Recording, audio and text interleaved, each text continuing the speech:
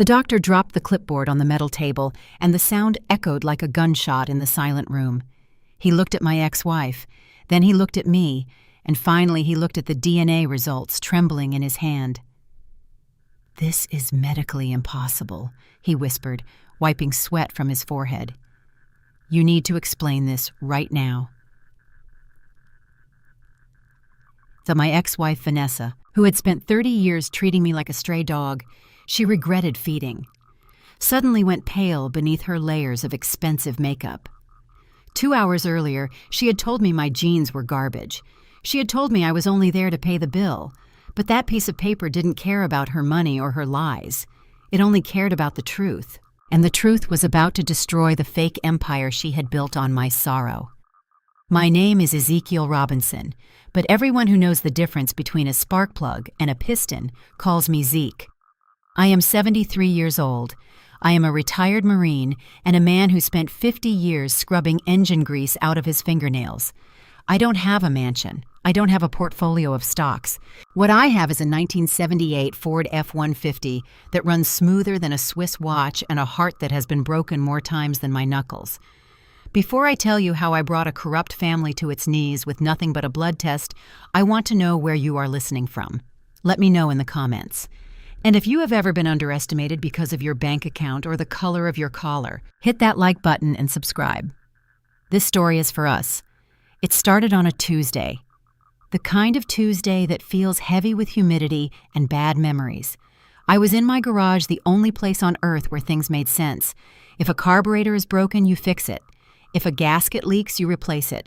Machines don't lie to you. Machines don't promise to love you forever and then serve you divorce papers the day you get laid off.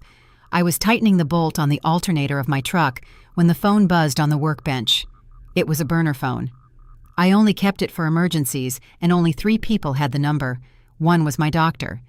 The other 2 were my twin sons, Marcus and Darius. But they hadn't called me in 3 years. I wiped my hands on a rag and picked it up. The name on the screen made my stomach turn over. Vanessa, my ex-wife, the woman who had taken full custody of my boys when they were 10 years old, claiming I was unfit because I couldn't afford private tutors and tennis lessons. I hadn't heard from her since the day she told me to stay away from the boys' graduation because I would embarrass them with my cheap suit. I swiped the screen. There was no greeting, no hello, just 3 sentences that froze the blood in my veins. Marcus has leukemia. He is dying. Do not come to the hospital unless you have money. I stared at the screen until the backlight flickered and died. Marcus, my boy, the one who used to sit on my lap and steer the truck while I worked the pedals, he was dying, and his mother was treating his life like a transaction. I didn't cry. Men from my generation, men who walked through the jungles of Vietnam and came back to work double shifts in Detroit steel mills. We don't cry when the world ends. We get to work. I put the phone in my pocket. I didn't reply. What was there to say to a woman who thought a father's love was a line item on a budget sheet? I walked into my small house. It was clean, quiet, and empty. I went to the closet and pulled out the black suit bag. It was the same suit I wore to my mother's funeral. It smelled of mothballs and cedar. I put it on. The pants were a little loose around the waist now, and the jacket was tight in the shoulders, but it was clean. I tied my tie with hands that were steady, even though my heart was hammering against my ribs like a trapped bird. I went to the bathroom sink and scrubbed my face. I looked at the old man in the mirror. Gray hair, deep lines etched around the eyes, dark skin that had weathered 73 winters. Vanessa always said I looked rough. She said I looked like a laborer. Today I didn't care what I looked like. I only cared that I was a father. I locked the house and got into my Ford. The engine roared to life, a deep, guttural sound that usually soothed me, but today it sounded like a growl. I drove. I drove out of my neighborhood, past the boarded-up storefronts and the potholes, and headed toward the skyline that glittered in the distance. Mount Sinai Hospital. It was in the part of the city where the police cars were new and the streets were swept every morning. It was Vanessa's world, a world of glass and steel and people who looked through you if you weren't wearing the right watch. I pulled up to the main entrance. A valet in a red vest stepped forward, looked at my truck, and hesitated. I didn't wait for him to open the door. I stepped out, tossed him the keys, and walked past him before he could sneer. The automatic door slid open and the smell hit me. Antiseptic floor wax and money. The lobby looked more like a five-star hotel than a hospital. There was a grand piano in the corner and a waterfall cascading down a marble wall. I marched straight to the reception desk. My boots clicked loudly on the polished floor. The woman behind the desk was young, with glasses perched on the end of her nose and a headset covering one ear. She didn't look up when I stopped in front of her. She was typing, her fingers flying across the keyboard. I waited. I counted to 3. I learned patience in the trenches, waiting for the rain to stop, waiting for the enemy to move. I could wait for a receptionist. Finally, she stopped typing and looked up. Her eyes scanned my old suit, my calloused hands resting on the counter, and the determined set of my jaw. "Can I help you, sir?" she asked, her voice flat. "I am here to see Marcus Robinson," I said. My voice was deeper than I expected, rough like gravel. "He is in the oncology wing." She sighed, a small sound of irritation, and turned back to her screen. "Name Ezekiel Robinson.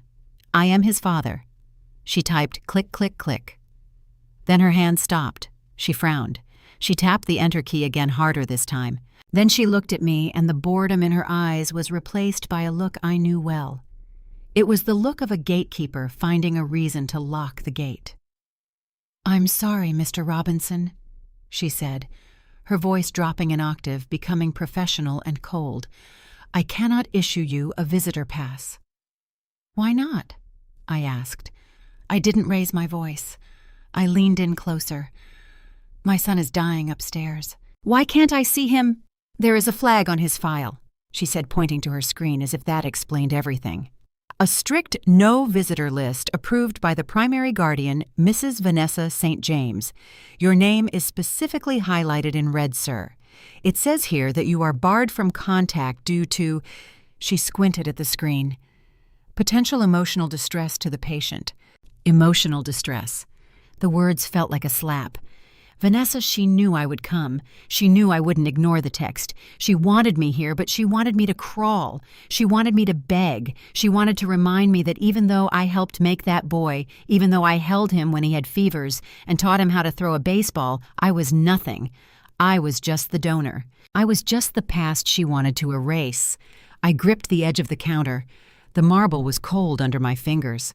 "Listen to me, miss," I said. And this time the steel from the factory was in my voice. "I drove an hour to get here. I have a text message from his mother telling me to come.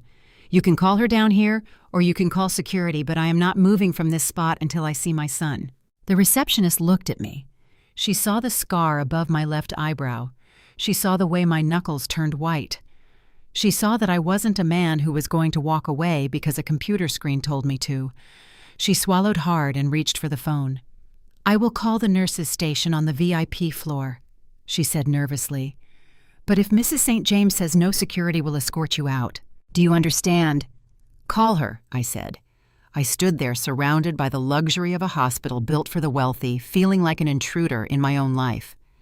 I watched people walk by in designer clothes, holding bouquets of flowers that cost more than my weekly grocery bill. They looked happy. They looked safe. They didn't know that upstairs a young man was fighting for his life while his mother played power games in the lobby. I closed my eyes for a second and saw Marcus. Not the grown man who hadn't spoken to me in 3 years, but the 10-year-old boy crying in the back seat of Vanessa's Mercedes as she drove him away. "Daddy, fix it!" he had screamed. "Daddy, fix it! I couldn't fix it then." I didn't have the money for lawyers.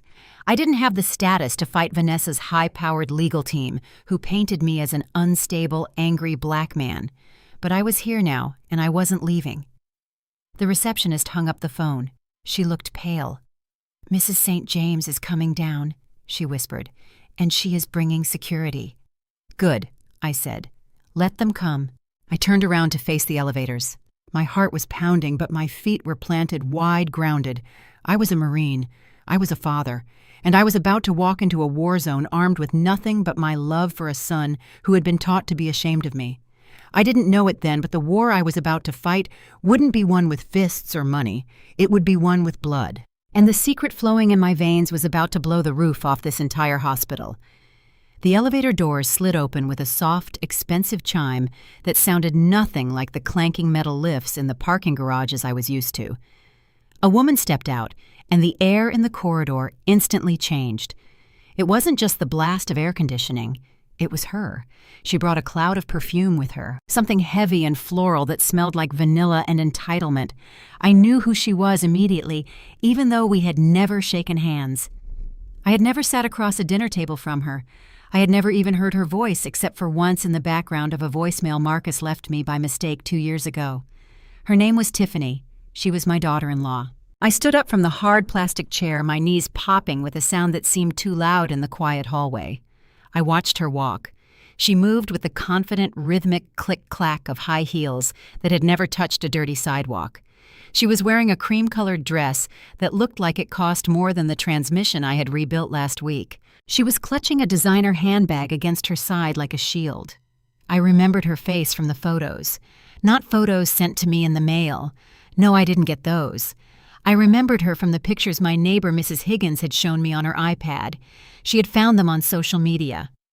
I remembered staring at the screen, looking at my son Marcus in a tuxedo, smiling at this woman under a canopy of white roses at a vineyard in Napa Valley. I remembered searching the background of those tiny digital photos, looking for a familiar face, looking for myself, even though I knew I wasn't there. I wasn't invited. Vanessa had told Marcus that my presence would be confusing for the guests. She said I wouldn't fit in with Tiffany's family, who came from old money and politicians, so I stayed home that day. I waxed my truck, I drank a beer, and I imagined giving a toast I would never get to deliver. Now here she was, the woman who slept beside my son every night, the woman who had helped erase me from his life. I stepped into her path. I didn't mean to be aggressive, but I am a big man. Even at 73, I take up space. I cleared my throat. "Excuse me," I said. The words came out rusty. She stopped abruptly, nearly losing her balance on those thin heels. She looked up from her phone, her eyes scanning me from my scuffed work boots to the collar of my outdated suit. Her expression didn't hold fear. It held something worse. It held annoyance. It was the way you look at a stain on a silk tablecloth. She wrinkled her nose, and I realized with a jolt of shame that she could smell the auto shop on me. No matter how much I scrubbed with industrial soap, the scent of oil and old metal never really left my skin. To me, it smelled like honest work. To her, it smelled like failure. "Can I help you?" she asked. Her voice was sharp-clipped. She didn't ask it like she wanted to help. She asked it like she wanted me to move. "I am Ezekiel," I said, standing tall. "I am Marcus's father." For a second, her face went blank. Then a slow, cruel smile spread across her lips. It wasn't a smile of recognition. It was a smile of disbelief. "Oh, you." She let out a short, dry laugh that had no humor in it. "Vanessa said you might show up. I honestly didn't think you would have the audacity." I looked at the closed doors of the intensive care unit behind her. "Is he awake?" I asked. "I need to see him." Tiffany stepped sideways, placing herself physically between me and the doors. She crossed her arms over her chest, the diamonds on her wrist catching the fluorescent light. "Look, Mr. Robinson, is it? We are dealing with a very delicate situation here. Marcus is surrounded by the best specialists in New York. He is resting. The last thing he needs right now is to be agitated by a family reunion that is about 20 years too late." I felt the heat rising up the back of my neck. "I didn't come for a reunion," I said, keeping my voice steady. "I came because his mother texted me. She said he is dying. She said he needs a donor." Tiffany rolled her eyes. "Of course she did. Vanessa likes to cover all her bases, but let's be realistic. Look at you." She gestured vaguely at my entire existence. "You are a retired mechanic, right? You probably have high blood pressure, high cholesterol, and God knows what else. We need a viable match, not a liability. Besides, this is the VIP wing. We pay a premium for privacy and sanitation. You are creating a scene just by standing here." I took a step closer. The grief I had been holding back was starting to turn into anger. It was a cold, hard anger, the kind that helped me survive the jungles in '68. "I am his father," I said quietly. "My blood is his blood. You can hate me. You can look down on me, but you cannot change biology." Biology isn't everything, she snapped, her voice rising. It takes more than DNA to be a parent. It takes money. It takes support. Where were you when we bought our house? Where were you when Marcus got his promotion? You were nowhere. And now that there is a tragedy, you show up playing the concerned patriarch. Please spare me the drama. We don't need your money, which I assume you don't have, and we certainly don't need your guilt. I bit the inside of my cheek. I wanted to tell her about the checks I sent every month that Vanessa returned unopened. I wanted to tell her about the savings bond I bought the day the twins were born, which Vanessa cashed out and spent on a spa weekend. But I knew she wouldn't believe me. To her, I was just the villain in the story Vanessa had told. Fine, I said. If you don't want my help, then where is his brother? Where is Darius? He is the identical twin. He is the perfect match. Why isn't he in that room giving his bone marrow? The question hung in the air. Tiffany shifted her weight. She looked away for the first time, her gaze darting to the floor. Darius isn't available, she muttered. Not available, I repeated. My son is lying in that room with his immune system shutting down, and his twin brother is not available. Is he sick? Is he dead? No, she hissed, looking back at me with defensive fire in her eyes. He is in Europe. He and his girlfriend have been planning this trip to the Amalfi Coast for 6 months. They are on a yacht. Okay, we haven't been able to reach him yet. The signal is spotty. I felt like I had been punched in the gut. A yacht in Europe. Let me get this straight, I said, my voice trembling with a mixture of rage and disbelief. Marcus is dying. He has maybe 48 hours. And Darius is drinking wine on a boat. He doesn't know how bad it is, she shouted, forgetting to whisper. And even if he did, he can't just snap his fingers and teleport back to New York. These things take time. That is why we are waiting. We are managing. We don't need you waltzing in here trying to play the hero just because our primary plan is delayed. I looked at this woman. I looked at the fear beneath her anger. She wasn't just mean. She was terrified. But she was more terrified of losing her social standing, of having the wrong kind of family members seen in the hallway, than she was of her husband dying. And Darius, my other boy, the boy I had named after a king, he was sipping champagne while his other half withered away. They had built a life so full of luxury and comfort that they had forgotten how to survive. They had forgotten what loyalty meant. I took a deep breath. The smell of her expensive perfume was making me nauseous. You are right, I said. I am just a mechanic. I fix broken things. And from where I am standing, this whole family is broken. I brushed past her. She gasped and grabbed my arm. You can't go in there. Security is on their way. I shook her hand off. It was light and weak like a bird's claw. I didn't push her. I just kept walking. I am not leaving, I said over my shoulder. And if Darius is too busy watching the sunset in Italy to save his brother, then you are stuck with the mechanic. I reached for the handle of the double doors. My hand was shaking, not from age, but from the sheer force of the will it took to keep from screaming. I pushed the doors open. I was stepping into the belly of the beast. I was about to face Vanessa, but the anger that Tiffany had ignited in me was now a fuel. It burned hot and clean. They thought I was trash. They thought I was useless. They were about to find out that trash is the only thing that doesn't burn when you throw it in the fire.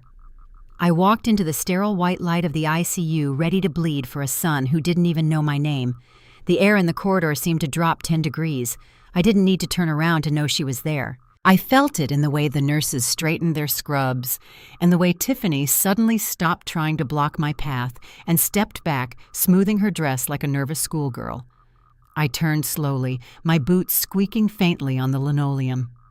And there she was, Vanessa.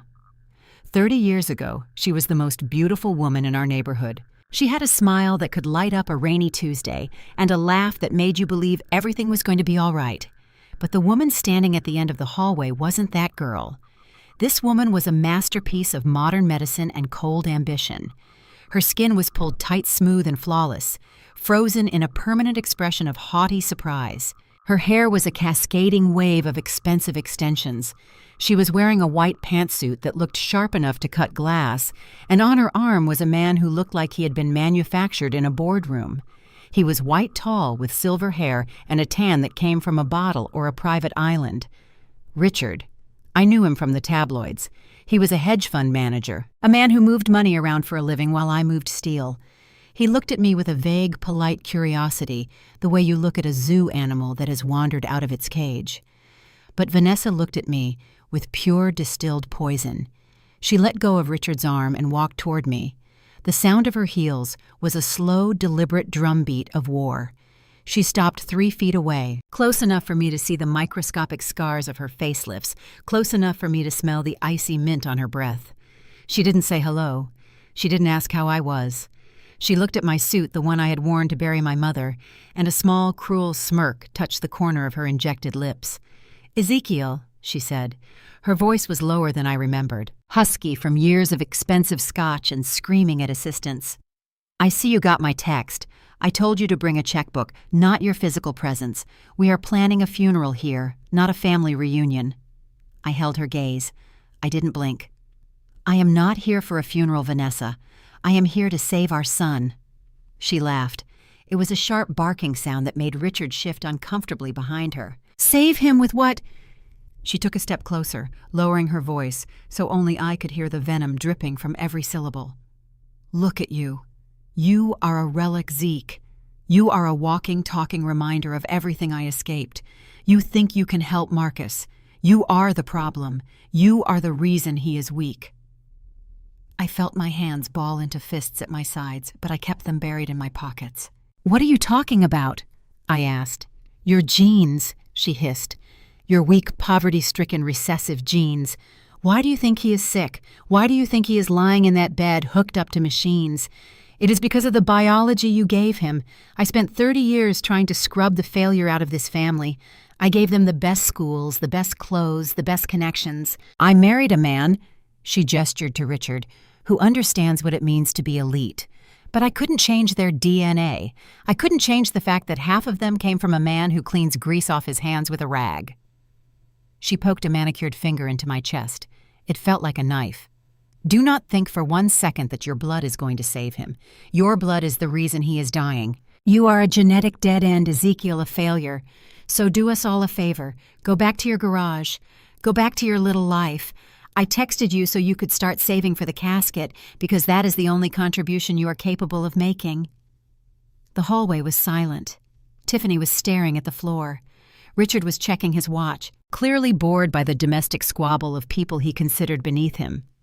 The nurses were pretending to work, but I knew they were listening. Every word Vanessa said was designed to break me. She knew exactly where to hit. She attacked my manhood, my legacy, and my love for my children in 3 sentences. I looked at her. I really looked at her, and for the first time in 30 years, I didn't see the woman I had once loved. I didn't see the mother of my children. I saw a stranger. I saw a woman who was so terrified of her own past, so desperate to prove she was better than where she came from, that she had turned into a monster. She hated me because I was the mirror she couldn't break. I was the proof that she hadn't always been a queen. I took a deep breath. I let the anger wash over me and then drain away, leaving only cold resolve. I didn't raise my voice. I didn't call her names. I spoke with the calm authority of a man who has faced death before and isn't afraid of a little plastic surgery. "Are you finished?" I asked.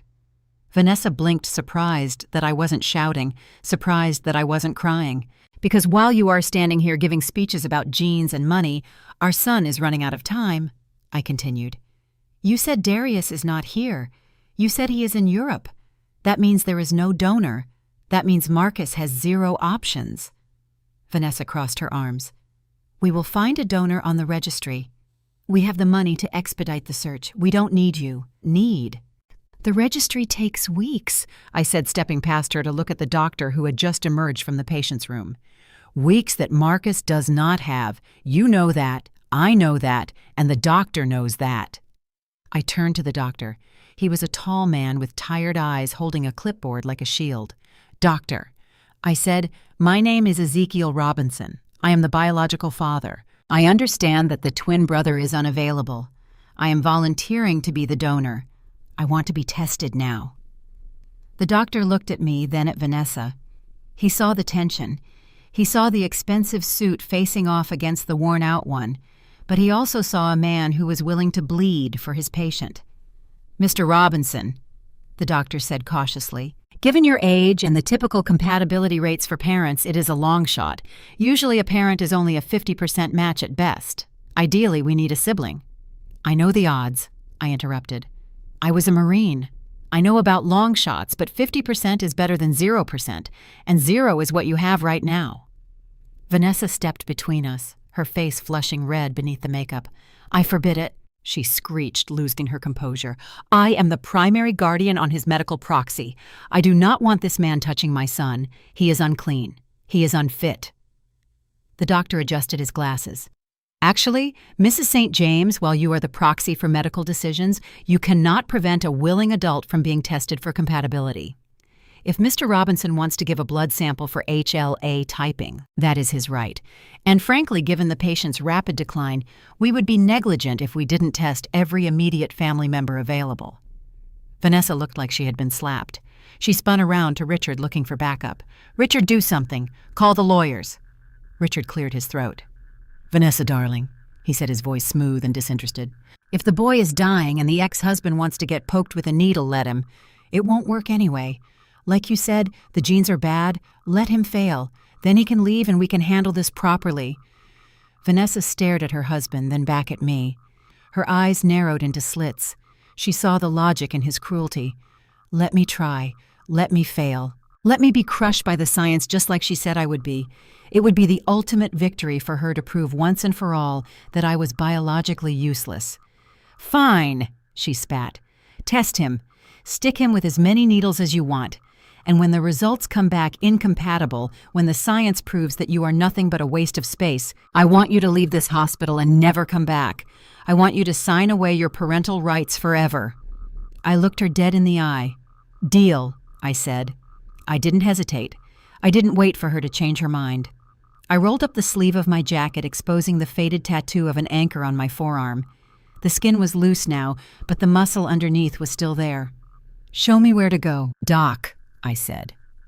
As I followed the doctor down the hall, leaving Vanessa and her entourage in the lobby, I felt a strange sensation in my chest.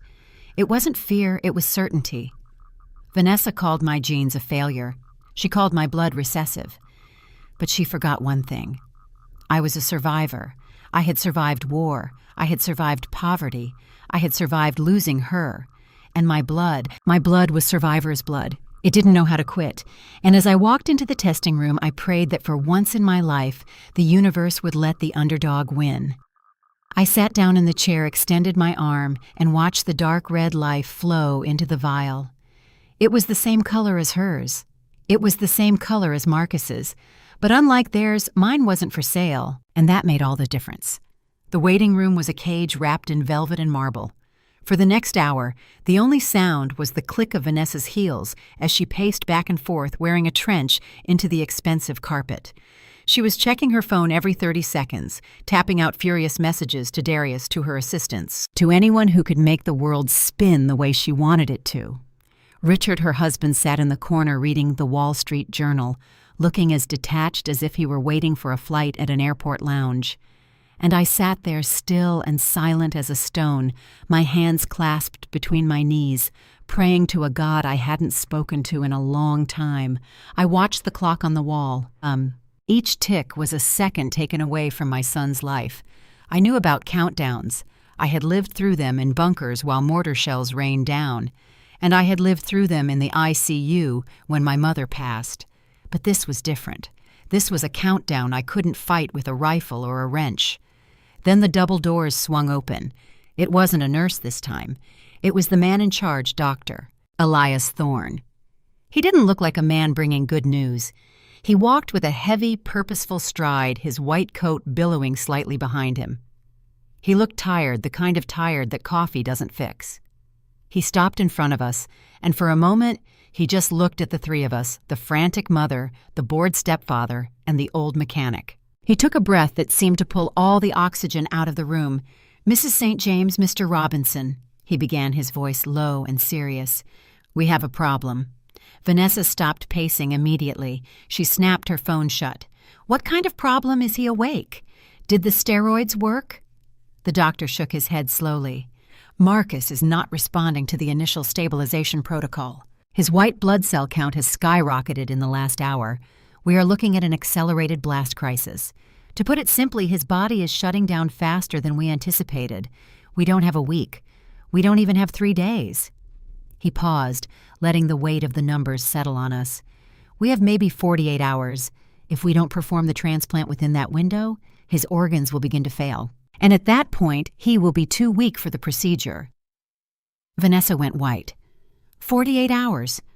She grabbed Richard's arm for support. But Darius isn't here yet. We haven't heard from him. He's in the middle of the Mediterranean. Even if he flies back now with the layovers and the travel time, he won't make it in time to be prepped. Dr. Thorne finished the sentence for her. If we wait for Darius, we lose Marcus. The silence that followed was deafening. I felt a cold knot tighten in my stomach. My boy was dying because of a vacation. He was dying because his brother, the other half of his soul, was too busy living the high life to answer a phone call. It was a cruel joke. The twin bond, the magical connection everyone always talked about, had been severed by a spotty Wi-Fi signal on a yacht. Vanessa looked around the room wildly, as if the solution was hiding behind a potted plant. There has to be another way, she demanded, her voice rising to a shriek. Check the registry again. Pay someone. I don't care what it costs. Find a donor. The registry takes weeks to clear, Dr. Thorne said calmly but firmly. And buying a donor is illegal and impossible in this time frame. We need a match now. Today. I stood up.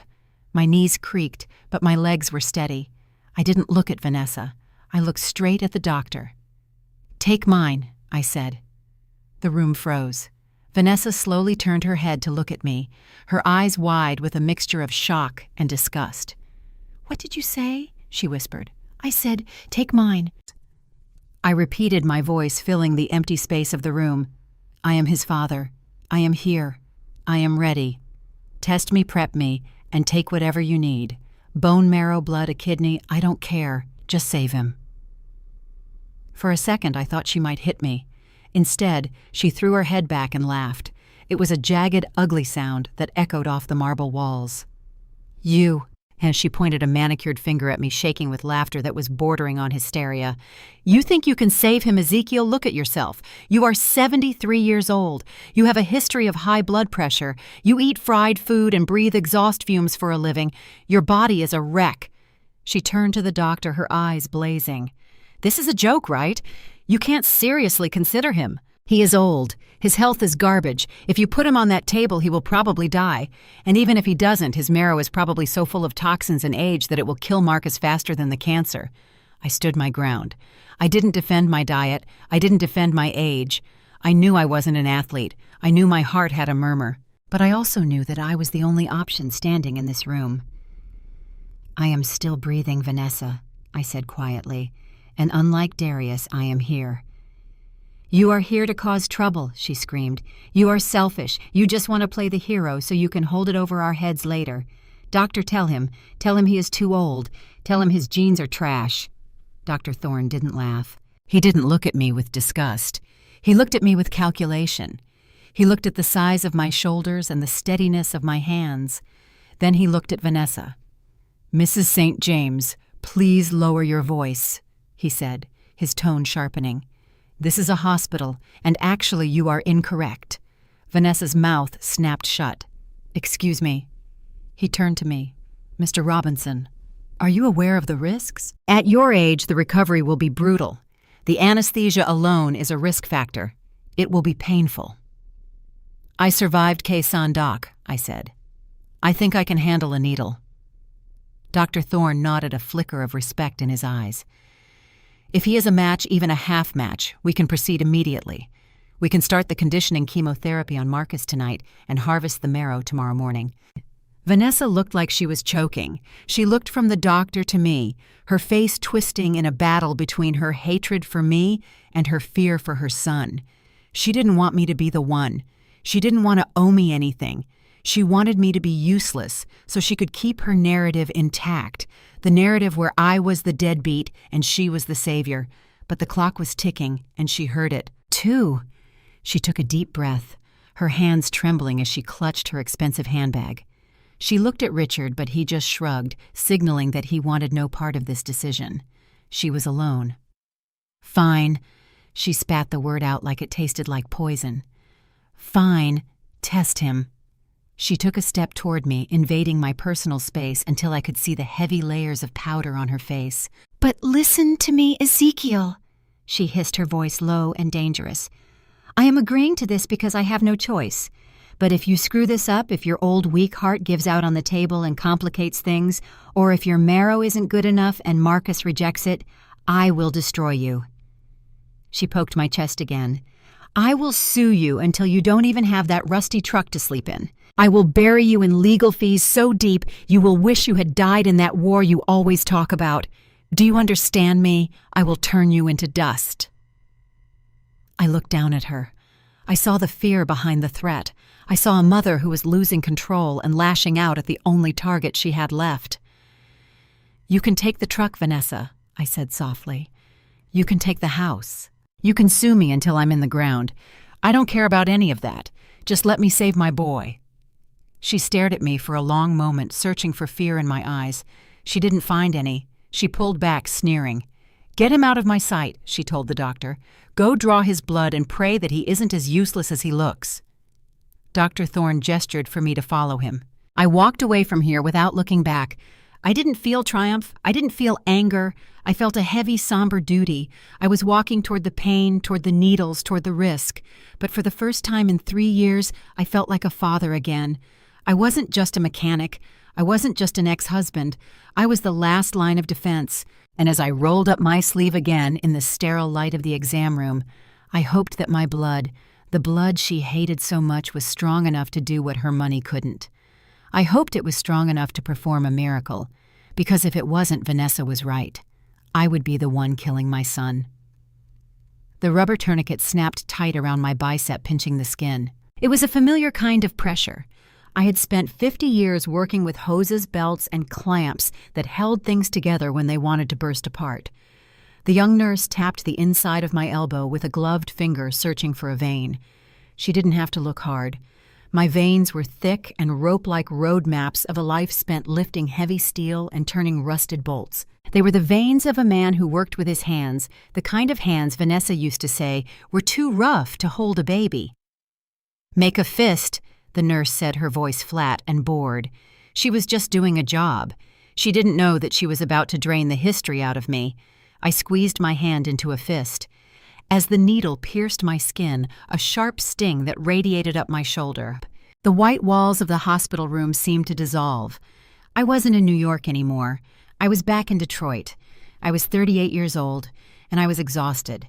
I closed my eyes and I could smell the scent of molten metal and industrial coolant. It was 1989. Vanessa and I had been married for 5 years. We were happy, or at least I thought we were, but the house was too quiet. Vanessa wanted children. She wanted them with a desperation that consumed her. She would sit at the kitchen table and cry because her friends were having baby showers, and she was staring at negative pregnancy tests. She told me she was broken. She told me she was barren. She told me that without a baby she wasn't a real woman. So I did what a husband does. I stepped up. We went to the fertility specialists, the doctors in white coats who spoke in Latin and charged in gold. In vitro fertilization, IVF. Even the name sounded expensive. They gave us the odds and they gave us the bill. It was more money than I made in 2 years. We didn't have insurance that covered it. We didn't have a trust fund. We had my paycheck from the auto plant and a dream. I took the night shift, then I took the weekend shift. Then I started picking up overtime in the loading docks on my days off. I worked 3 shifts a day, sleeping in the cab of my truck for 4 hours between jobs, eating cold sandwiches from gas stations. I missed birthdays. I missed holidays. I destroyed my back and inhaled enough metal dust to coat my lungs in gray. But every Friday I brought the check to Vanessa. I put it in her hand, my fingers stained with grease, and she would kiss me and call me her hero. She would say, "Zeke, this is for our future. This is for our family." I paid for every hormone injection. I paid for every ultrasound. I paid for the procedure that implanted the embryos. And when the twins were born, when I held Marcus and Darius in my arms for the first time, their skin wrinkled and crying, I looked down at them and thought, I bought this. I paid for this happiness with my sweat and my spine. I own this joy. But I was wrong.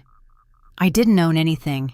The needle in my arm shifted, pulling me back to the present for a second, before the memories dragged me down again. The tube was filling with dark red blood. I remembered the day the money stopped. The auto industry took a hit.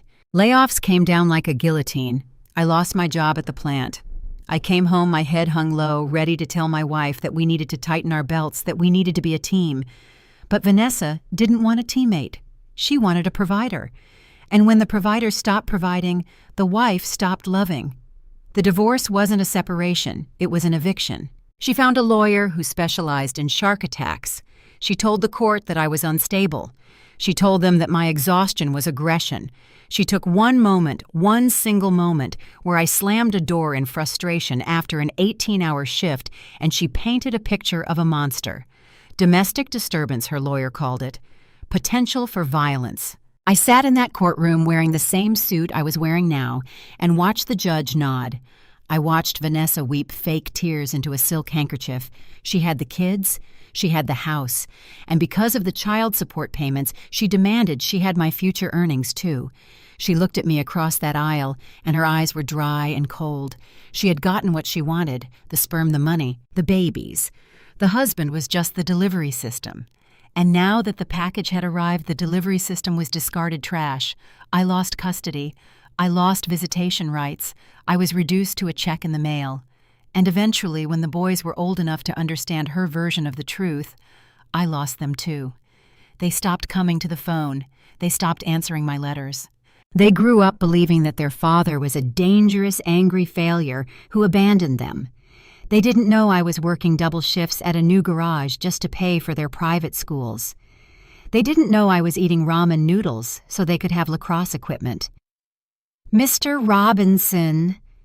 The nurse's voice cut through the fog of my memory. I opened my eyes. She was staring at this computer screen attached to the rolling cart. Her brow was furrowed.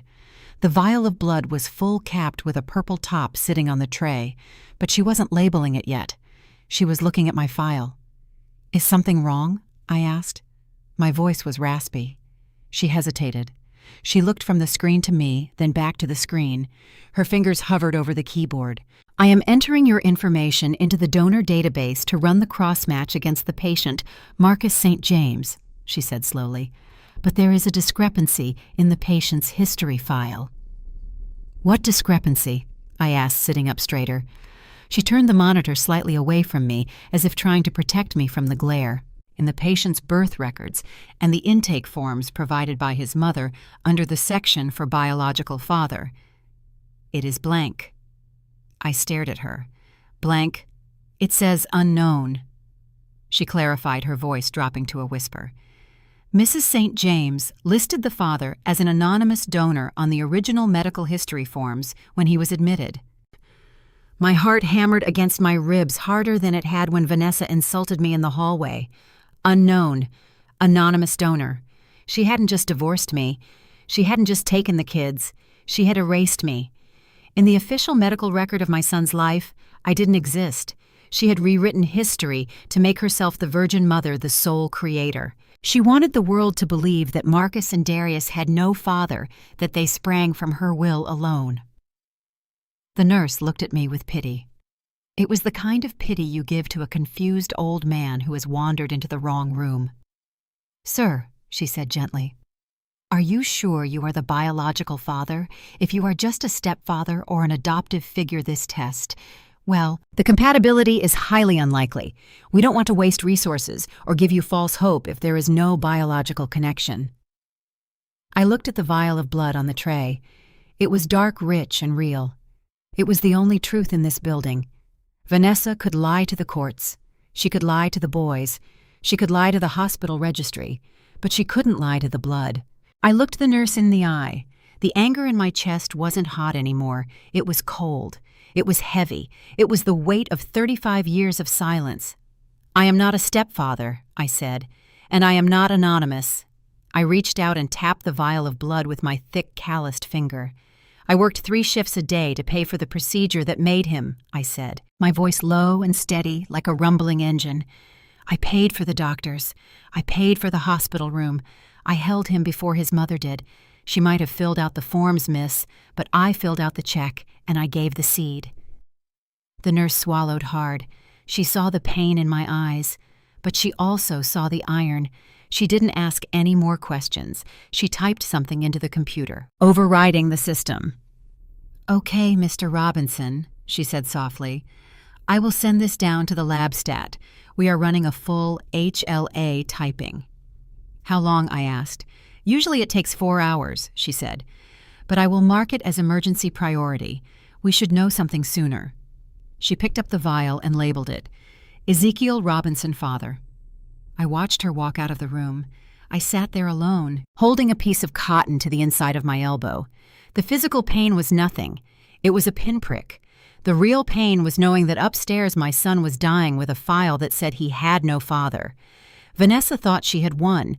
She thought that by leaving that box blank, she had cut me out of the equation forever. But she forgot one thing. Biology doesn't read paperwork. Biology reads the code written in the marrow, and that code was about to scream my name louder than she ever could. I rolled down my sleeve, buttoned my cuff, and prepared to wait. I had waited 35 years for vindication. I could wait a few more hours. But as I sat there, a thought crept into my mind. A dark, twisting thought. If she had lied about the father, what else had she lied about? Why was she so afraid of this test? Why did she look so terrified when I volunteered? It wasn't just hatred. It was fear, pure, unadulterated panic. I leaned back in the chair and closed my eyes. The blood was out of my body now. It was in the machine, and the machine was about to tell a story that Vanessa St. James had spent a lifetime trying to bury. The clock on the wall was a cheap plastic circle that hummed every time the second hand swept past the 12. I had watched it go around 240 times, 4 hours. In the world of medical testing, time is a language. I knew this language. When my mother had cancer, the results that were good came back quick. The doctors would hustle in smiling, waving papers, eager to share the victory. When the results were bad, they dragged their feet. They held meetings. They checked and double-checked because nobody wants to be the messenger of death. 2 hours is the standard for an HLA cross-match. It's a chemical reaction. It either fits or it doesn't. It's like a key in an ignition.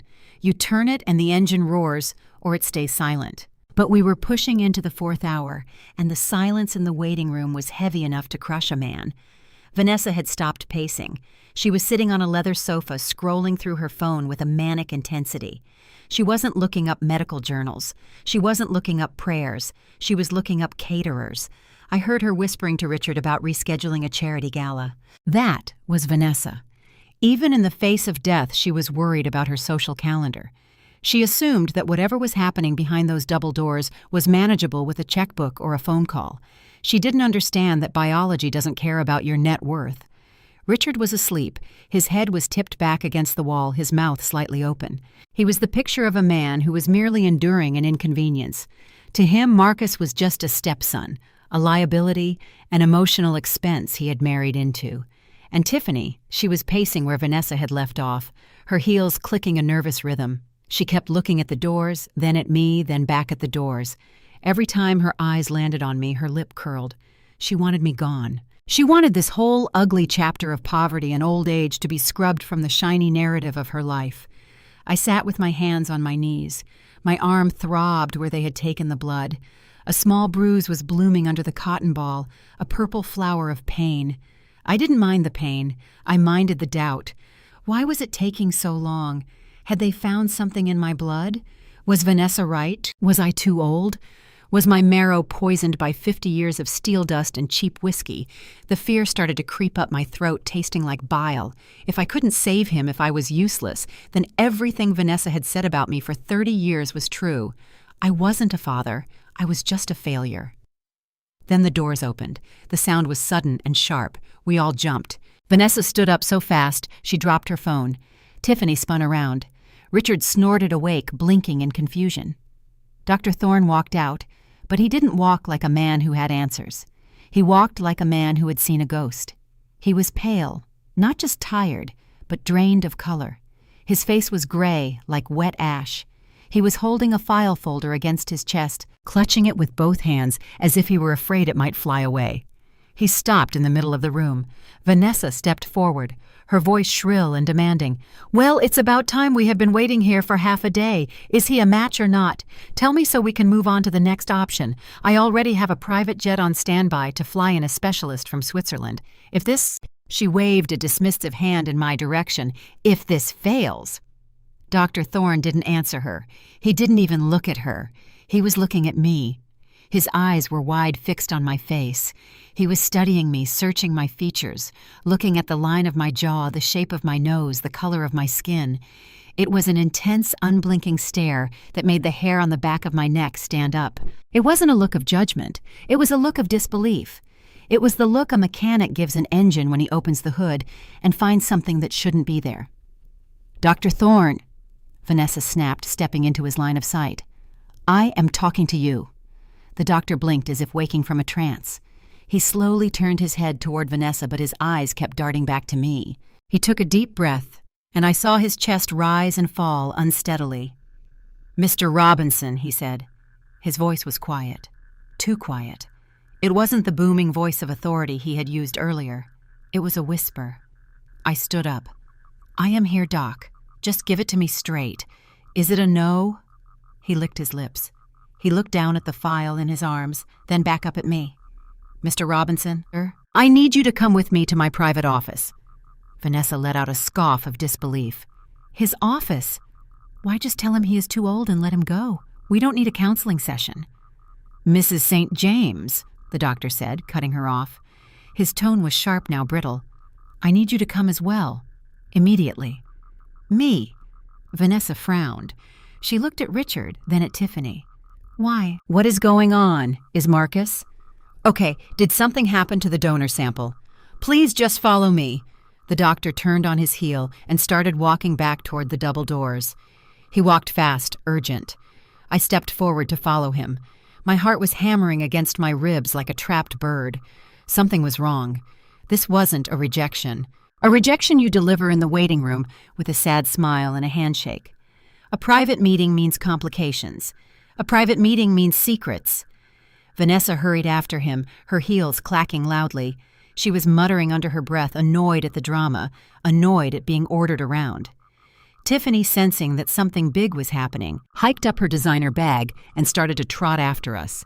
She wasn't going to be left out of the loop. She was the wife. She was the next matriarch. As we reached the doors, Dr. Thorne stopped abruptly. He turned around and put a hand up, stopping Tiffany in her tracks. "Not you," he said. Tiffany blinked, offended.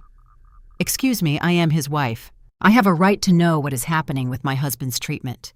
"This meeting is not about the treatment protocol," Dr. Thorne said. His voice was hard, leaving no room for argument. "This is about the genetic results. It is a matter of extreme sensitivity regarding biological lineage." He looked at me, then at Vanessa. "I only need the biological parents," he said. The word hung in the air. Biological. He said it with a strange emphasis, a weight that I didn't understand at the time. Tiffany opened her mouth to argue, her face flushing red with embarrassment. "Vanessa, tell him." Vanessa waved her hand impatiently. "Stay here, Tiffany. It is probably just some liability waiver because of Ezekiel's age. I'll handle it. Just call the pilot and tell him to keep the engine running." Vanessa pushed through the doors, her chin held high, confident that she was walking into a negotiation. She would win. I paused at the door. I looked at Tiffany. For the first time all day, she didn't look superior. She looked shut out. She looked like a little girl who hadn't been invited to the party. I walked through the doors. The hallway beyond was bright and sterile. Dr. Thorne was waiting for us. He didn't speak. He just gestured for us to follow him down a long corridor. We walked in silence. The only sound was the squeak of my boots and the click of Vanessa's heels. The air felt thinner here. It felt charged with electricity.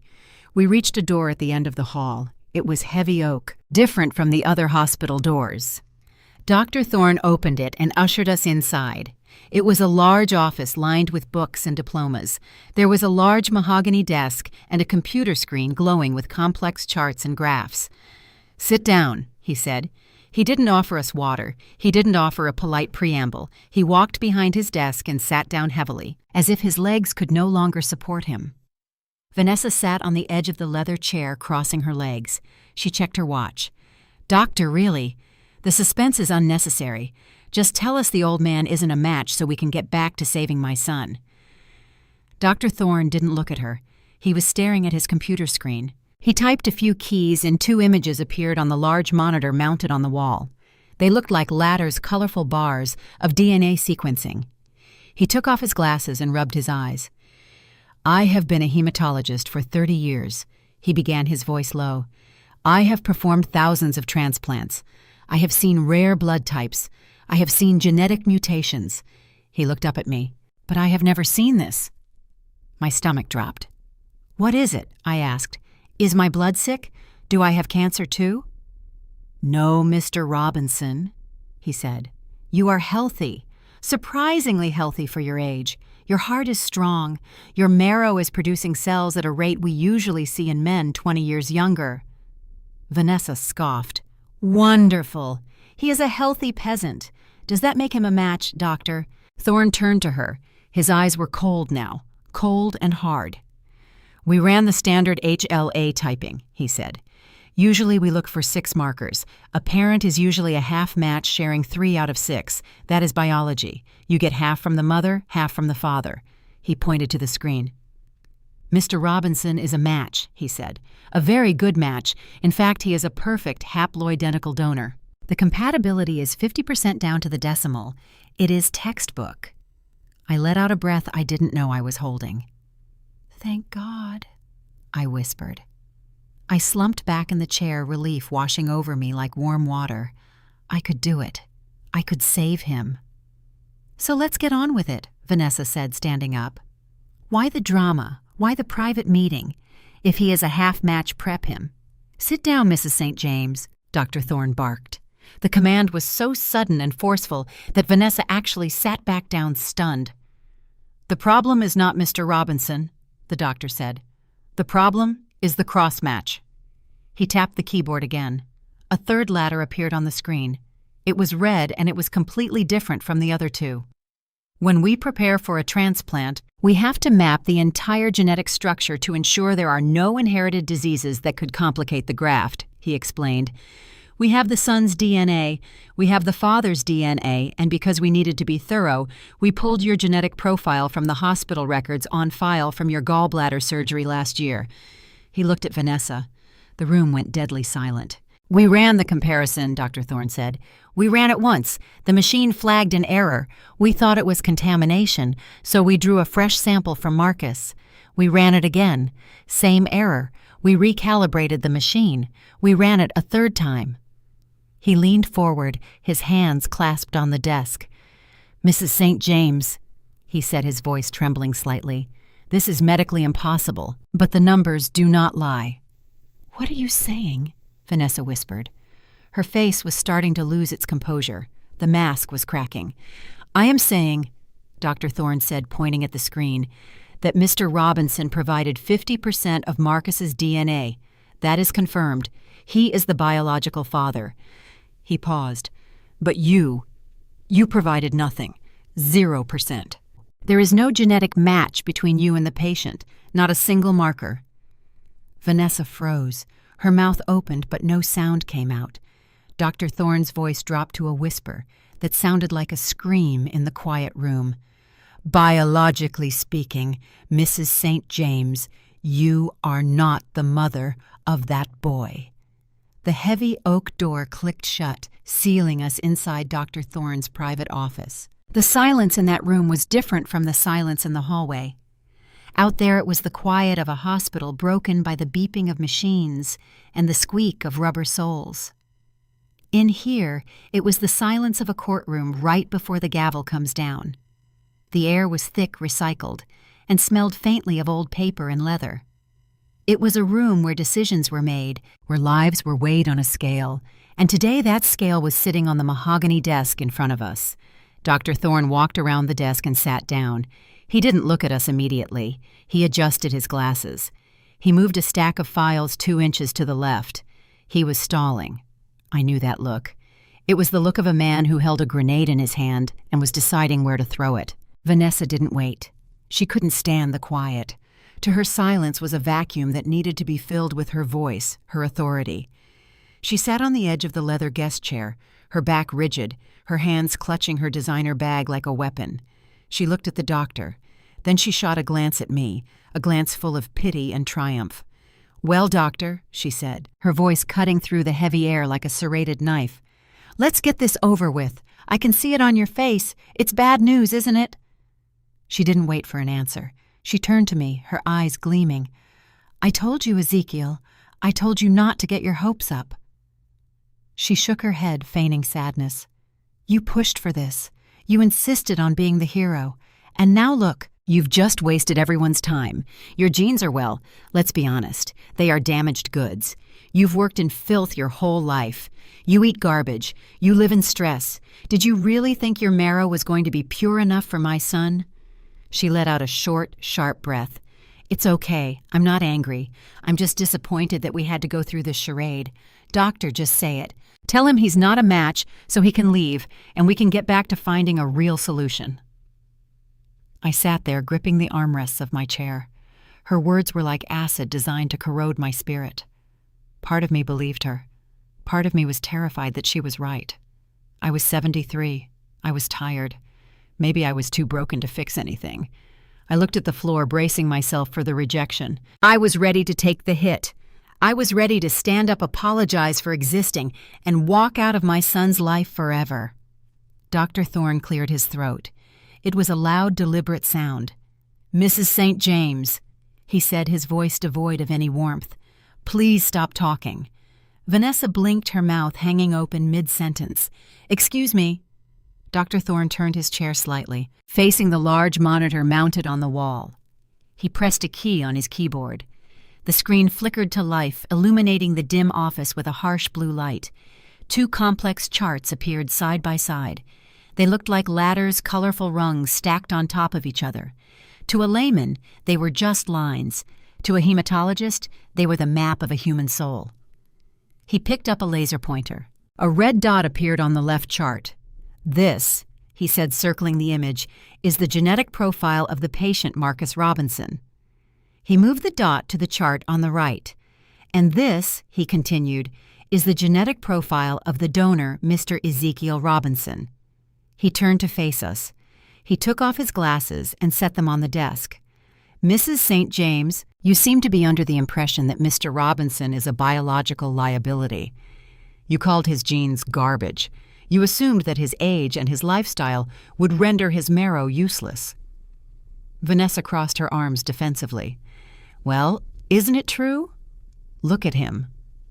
Dr. Thorne ignored her. He looked directly at me. "Mr. Robinson," he said, his voice softening. "In my 30 years of practice, I have performed thousands of screenings. Finding a haploidentical match, a half-match parent is usually a game of percentages. We hope for a 50% compatibility. We hope the immune systems don't attack each other too violently. It is usually a messy, complicated fit." He leaned forward.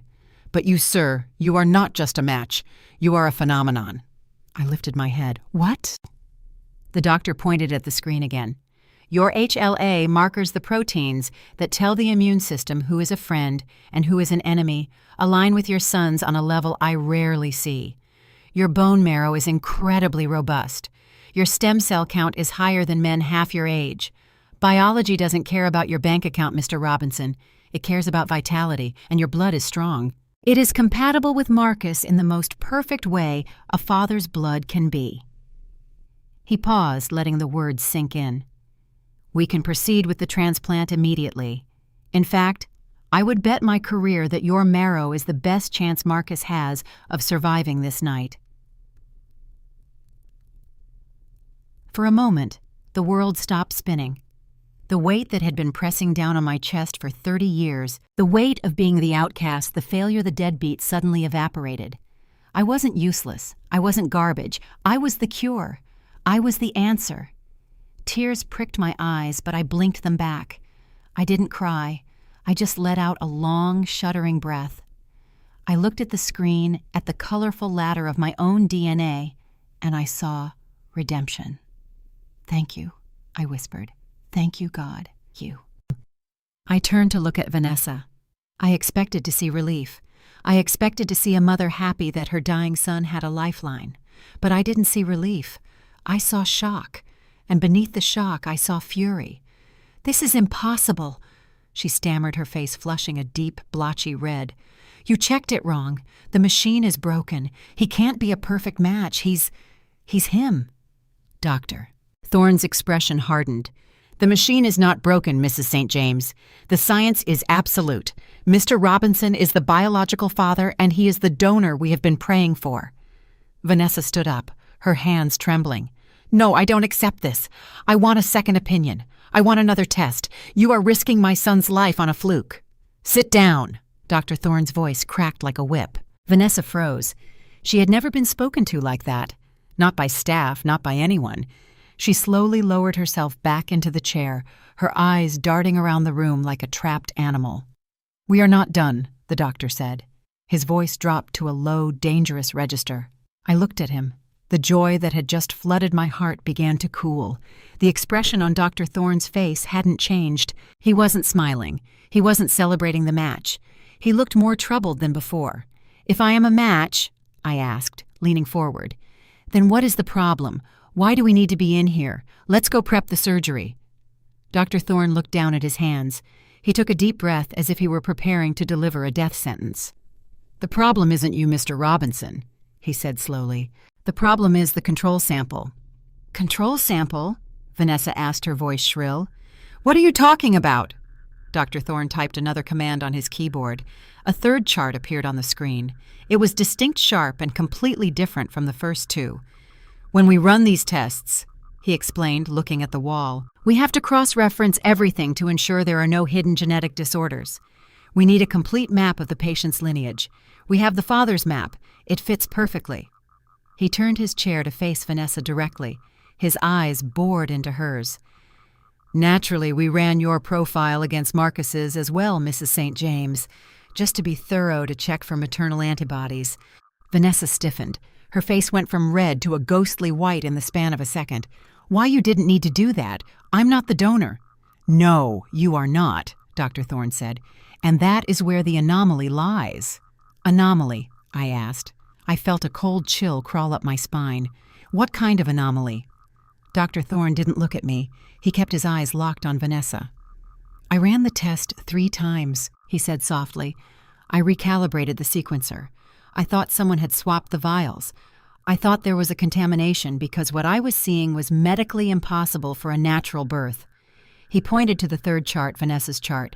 There is no overlap, he said. The room went so quiet I could hear the hum of the computer fan. What do you mean, no overlap? I asked, looking between the doctor and my ex-wife. I mean, Dr. Thorne said, enunciating every syllable, that while Mr. Robinson shares 50% of his DNA with the patient confirming paternity, Mrs. St. James shares 0. He let the word hang there. 0. Vanessa, he said, his voice devoid of judgment, but heavy with fact. You are not the biological mother of Marcus Robinson. I stared at him. My brain couldn't process the words. Not the mother, but I was there. I was in the delivery room. I held her hand while she screamed. I saw the babies come out of her body. I cut the cords. How could she not be the mother? That's a lie, Vanessa screamed. She jumped to her feet, knocking her chair over. It hit the floor with a deafening crash. You are lying. I gave birth to him. I gave birth. I have the stretch marks to prove it. I labored for 12 hours. How dare you sit there and tell me he isn't mine? Dr. Thorne didn't flinch. He remained seated, calm and immovable as a mountain. I am not saying you didn't give birth to him, Mrs. St. James, he said quietly. I am saying that biologically, genetically, you are a stranger to him. He looked at me, and his eyes were full of a strange mixture of pity and revelation. Mr. Robinson, 35 years ago, you and your wife underwent IVF, correct? I nodded, my mouth dry. Yes, She had trouble conceiving. Dr. Thorne nodded.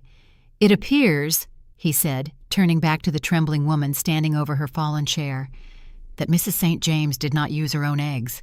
She used a donor. a donor she never disclosed to you. She carried the child. She gave birth to the child. But the egg, the genetic blueprint, it belonged to another woman. I looked at Vanessa. She was standing there panting, her chest heaving. She wasn't looking at the doctor anymore. She was looking at the floor. And in that moment, the mask didn't just crack, it shattered. The arrogance was gone. Arrogance, the superiority was gone. All that was left was a terrified woman who had been caught in a lie she had been protecting for 3 decades. "Vanessa," I whispered. She didn't answer. She couldn't answer. The silence in the room wasn't judicial anymore. It was the silence of a tomb. The tomb where she had buried the truth and I had just kicked down the door. The room felt like it was shrinking. The air, already thick with the smell of old leather and tension, seemed to be sucked out by the black hole of Dr. Thorne's words. I looked at Vanessa. For 30 years, this woman had walked through life with the confidence of someone who owned the pavement beneath her feet. She had dictated the terms of my marriage, my divorce, and my relationship with my sons. She had wielded her motherhood like a sword, cutting me out of the picture with surgical precision. But now she looked like a statue made of sand crumbling in a gale-force wind. Dr. Thorne didn't blink. He didn't offer a tissue. He was a scientist, and he was presenting data. He pointed the laser at the screen again at the red ladder of DNA that stood alone, isolated from the others. "Mrs. St. James," he said, his voice steady and unyielding. "I understand this is shocking. I understand that it contradicts your lived experience, but genetics is not a matter of opinion. It is a matter of code." He tapped the screen. "When we prepare for a transplant of this magnitude, we don't just look for a match. We look for hidden enemies. We run a cross-match to rule out inherited diseases, things like mitochondrial disorders or recessive traits that could wake up and attack the new immune system. To do that, we need to map the entire genetic highway of the patient. Half the road comes from the father, half comes from the mother." He looked at me, giving a small, almost imperceptible nod. "Mr. Robinson's half of the highway is clear. It is mapped. It is verified. He provided the 50% that makes him the father. That is indisputable." Then he turned his gaze back to Vanessa, and the temperature in the room seemed to drop another 10 degrees. "But when we tried to map the other half, the machine flagged an error. It kept searching for your markers, Mrs. St. James. It was looking for the genetic signature that a mother passes to her child. It looked for your eye color, your blood type, your susceptibility to certain enzymes. It searched millions of data points." He paused, letting the silence stretch until it was almost unbearable. It found nothing. Vanessa let out a strangled sound, like a gasp trapped in her throat. "That is insane," she whispered, her voice trembling. "I am his mother. I raised him. I breastfed him. I sat by his bed when he had chickenpox. You cannot tell me I am not his mother." Dr. Thorne leaned back in his chair, folding his hands over the file. "I am not talking about nurturing Mrs. St. James. I am not talking about who signed the report cards or who paid for the braces. I am talking about biology. I am talking about the egg that started life in a petri dish 35 years ago." He picked up a piece of paper from the file and slid it across the mahogany desk. It stopped right in front of Vanessa's clutching hands. "We ran the test 3 times, he said softly. "We used 3 different samples. We even used a backup sequencer in the pathology lab because I didn't believe the first result myself. But the numbers are consistent. You do not share a single segment of DNA with Marcus Robinson. Not one.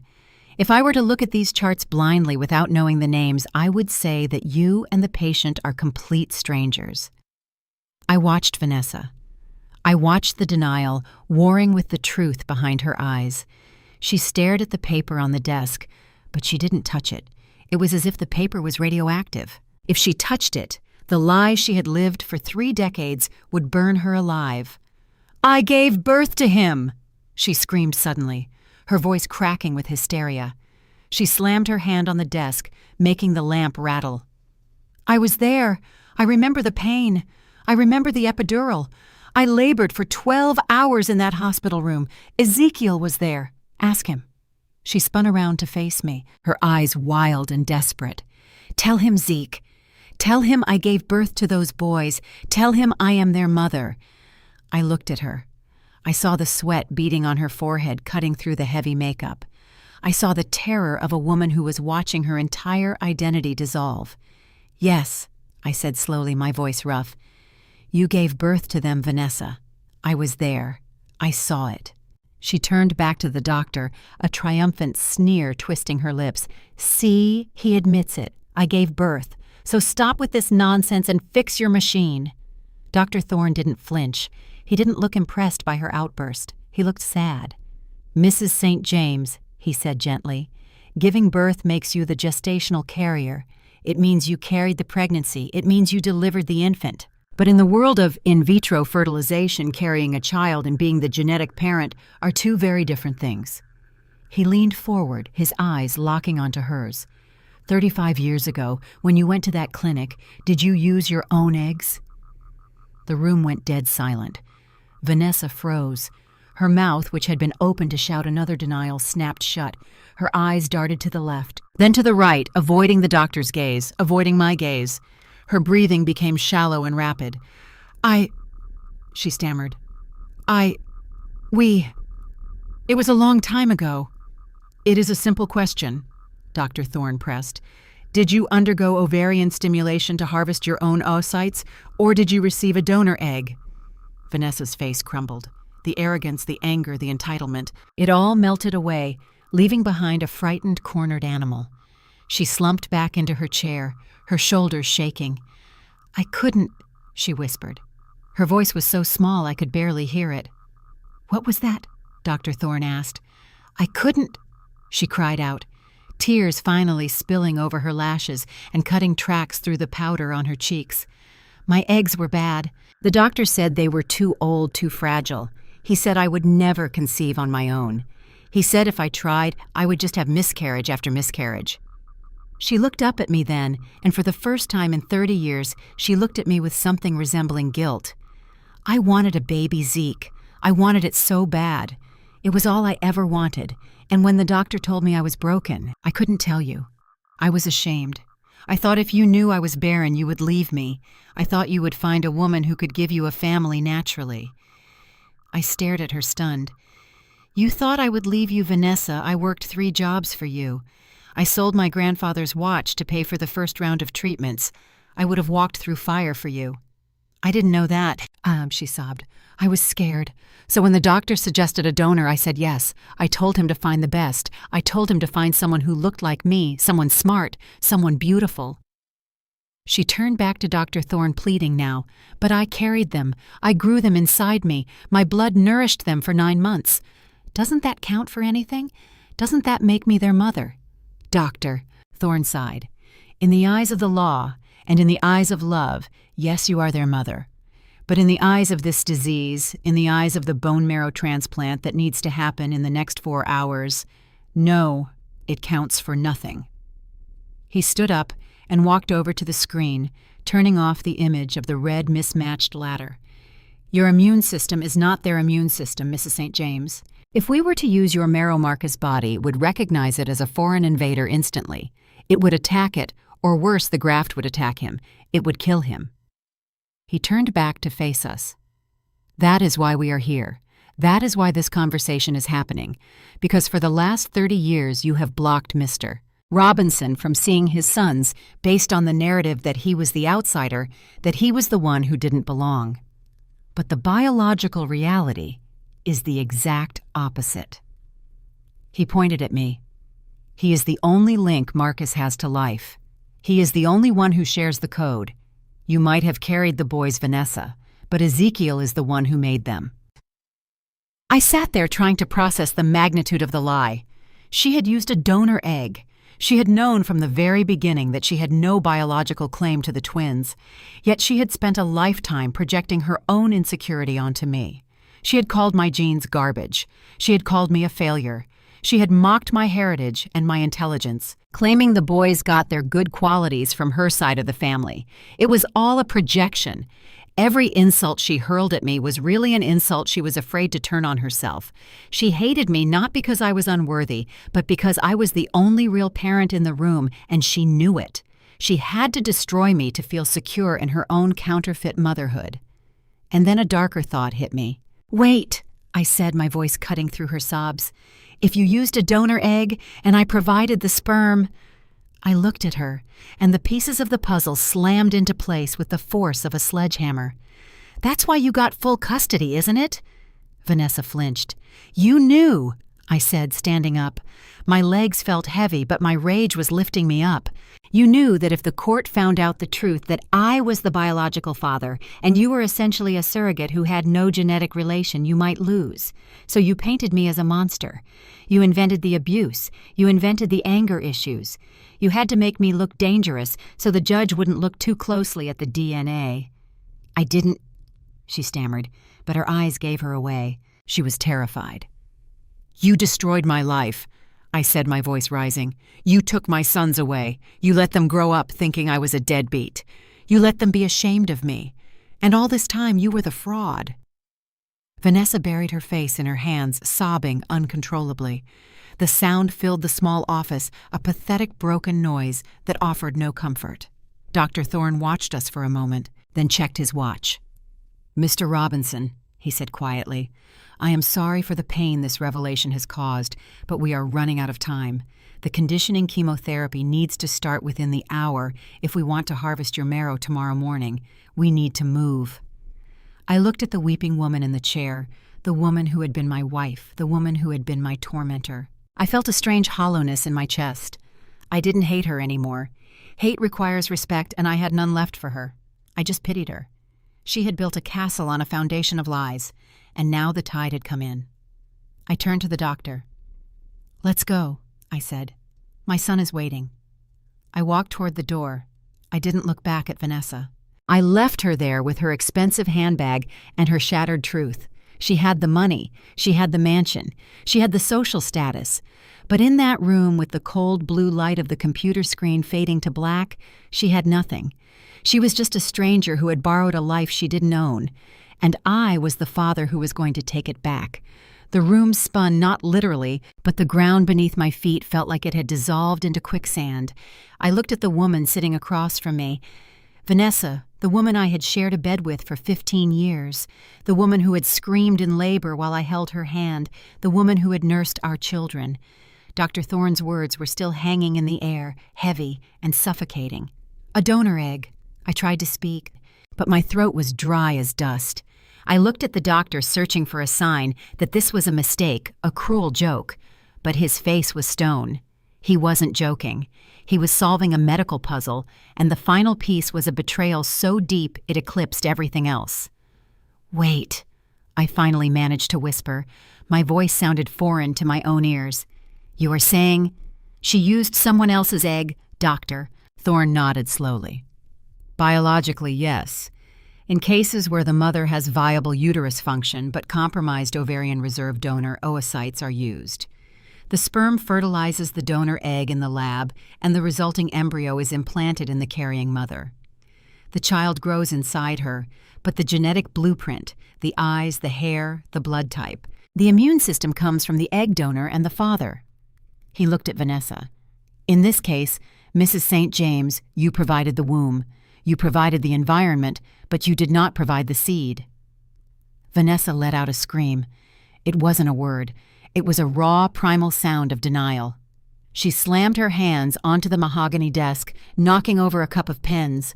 "Liar!" she shrieked, her face twisting into a mask of pure terror. "You are a liar.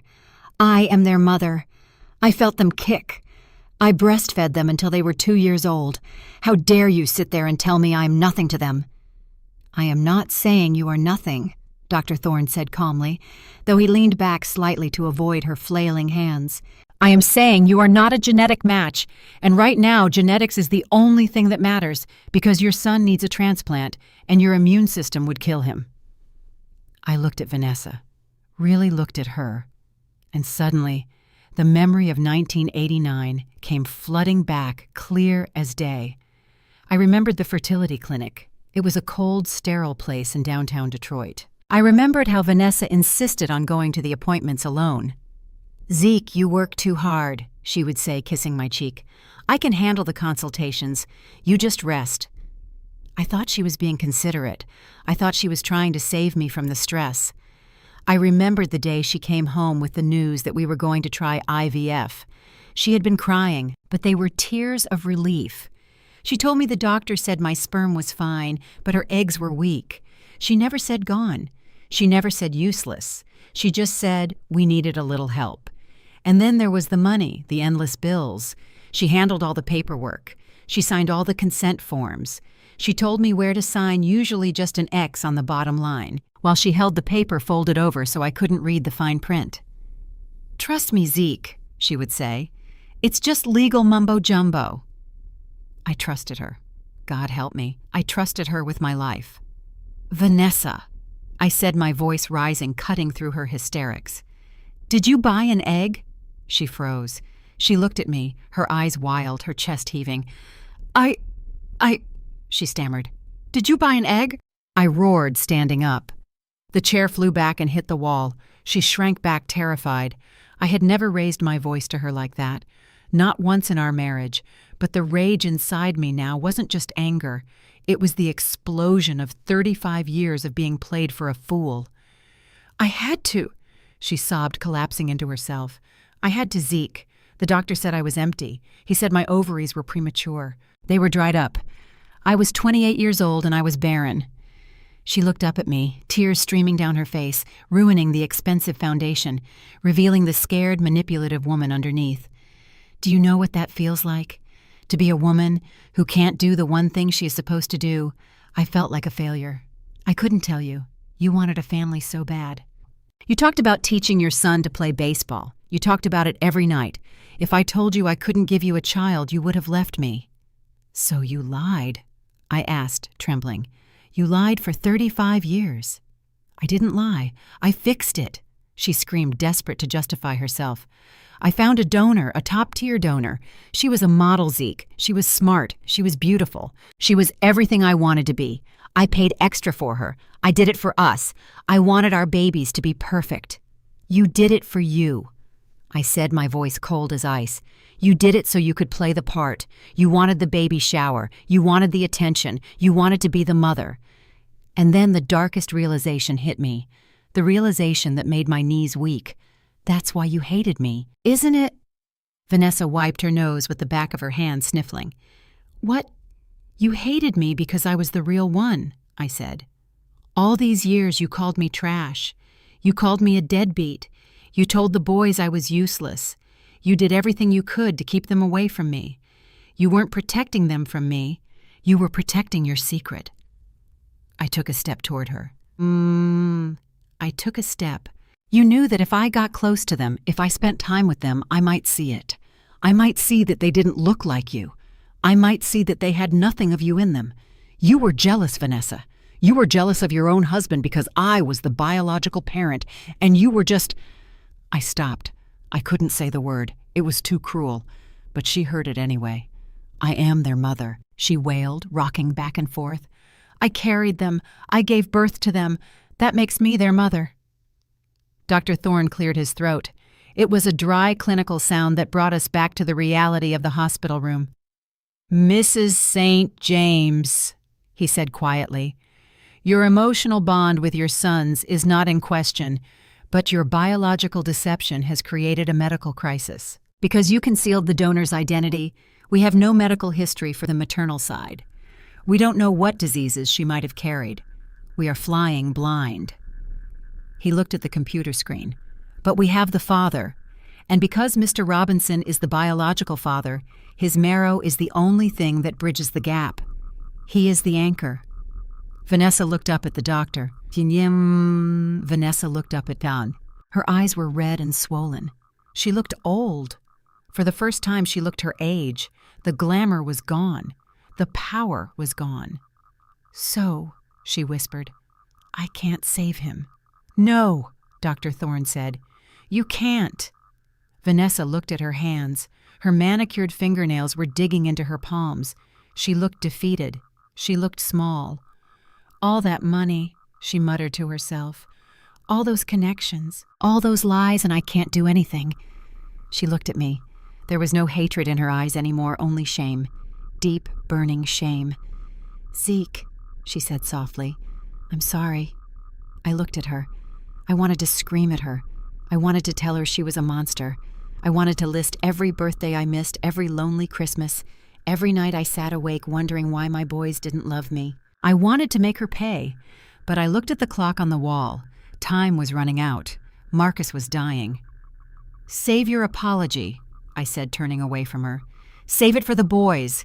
If Marcus wakes up, you can tell him the truth. You can tell him who he really is." I looked at Dr. Thorne. "Let's go, Doc. Let's get that Marrow." Dr. Thorne nodded and stood up. He opened the door. As I walked out, I looked back at Vanessa one last time.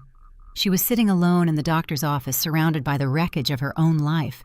She had tried to buy perfection. She had tried to buy a legacy, but in the end, she couldn't buy the one thing that mattered. She couldn't buy the blood. I walked down the hallway, my head high. I was Ezekiel Robinson. I was a mechanic. I was a poor man. But I was a father. And for the first time in 35 years, nobody could take that away from me. The heavy oak door didn't just open. It slammed against the wall with a violence that made the framed diplomas rattle. We all turned. Standing in the doorway was Darius. He looked like a ghost who had just stepped off a yacht. He was wearing white linen pants and a pale blue shirt unbuttoned at the top, showing off a chest that had seen too much sun and not enough work. He was holding a leather weekender bag, and his face was flushed, covered in a sheen of sweat that smelled of international travel and panic. He was breathless, his chest heaving up and down, but it wasn't the run from the elevator that had winded him. It was what he had heard from the hallway. The door had been thin enough. The screaming had been loud enough. Darius stood there, his eyes wide, darting from the weeping woman in the chair to the doctor, and finally landing on me. For years, Darius had looked at me with the same sneer his mother wore. He had looked at me like I was a stain on the family portrait. But today there was no sneer. There was only the hollow, terrified look of a child who wakes up in a house that isn't his own. He dropped his bag. It hit the floor with a heavy thud, the sound of a gavel ending a trial. "Mom," he whispered. His voice was cracked dry. Vanessa looked up. Her face was a ruin of mascara and tears. She reached out a trembling hand toward him, desperate for an ally, desperate for someone to validate the lie she was drowning in. "Darius, baby," she sobbed. "You're here. Thank God. Don't listen to them. They are trying to confuse us. They are trying to hurt me." Darius didn't move toward her. He took a step back as if she were contagious. "I heard you," he said. His voice was gaining strength, trembling with a mixture of rage and disbelief. "I was standing right outside. I heard you scream it. You said you bought an egg." Vanessa froze. The hand she had reached out curled into a claw. "Darius, listen to me," she pleaded, her voice rising in pitch. "It's complicated. It was a medical decision. I did it for you. I wanted you to be perfect." "So it's true?" Darius asked, cutting her off. He walked into the room, ignoring the doctor, ignoring me. He stood over his mother, looking down at her as if he were seeing a stranger. "You aren't my mother." Vanessa flinched. "I am your mother. I raised you. I was the one who drove you to tennis camp. I was the one who got you into Yale. I did everything." "But you didn't make me," Darius said. The realization was washing over him, cold and brutal. All my life you told me I was special because I was a St. James.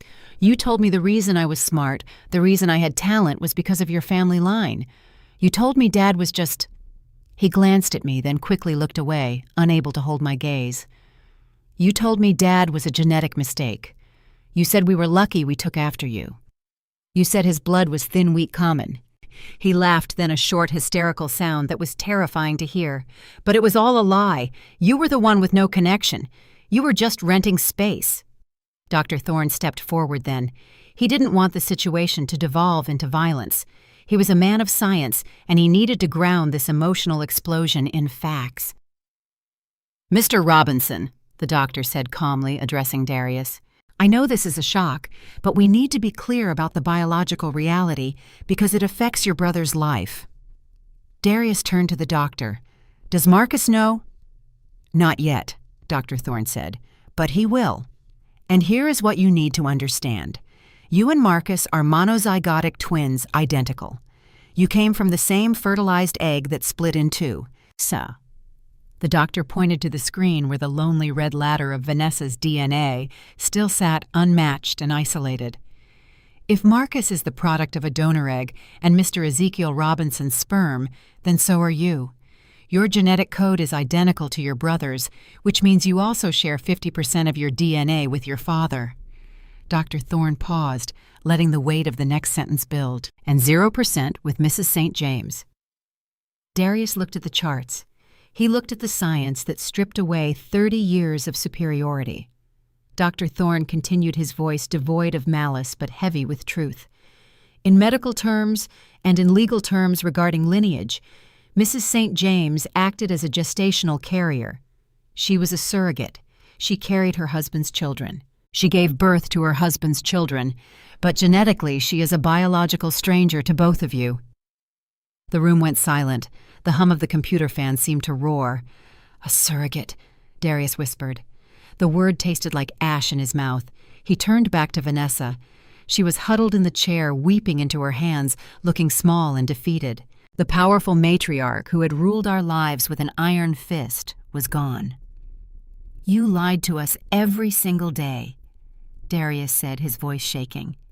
Every time you made a joke about Dad's intelligence, every time you told us not to act like him, you were projecting. You were ashamed of yourself, so you made us ashamed of him. He looked at me, then really looked at me. For the first time, thus, I saw him see me. He didn't see the grease under my fingernails. He didn't see the cheap suit. He saw the nose that was shaped exactly like his. He saw the set of the jaw that mirrored his own. He saw the source. I stood there feeling a pain in my chest that had nothing to do with my heart condition. It was the pain of seeing my son's world collapse. I wanted to hug him. I wanted to tell him it was okay, but I knew I couldn't. Not yet.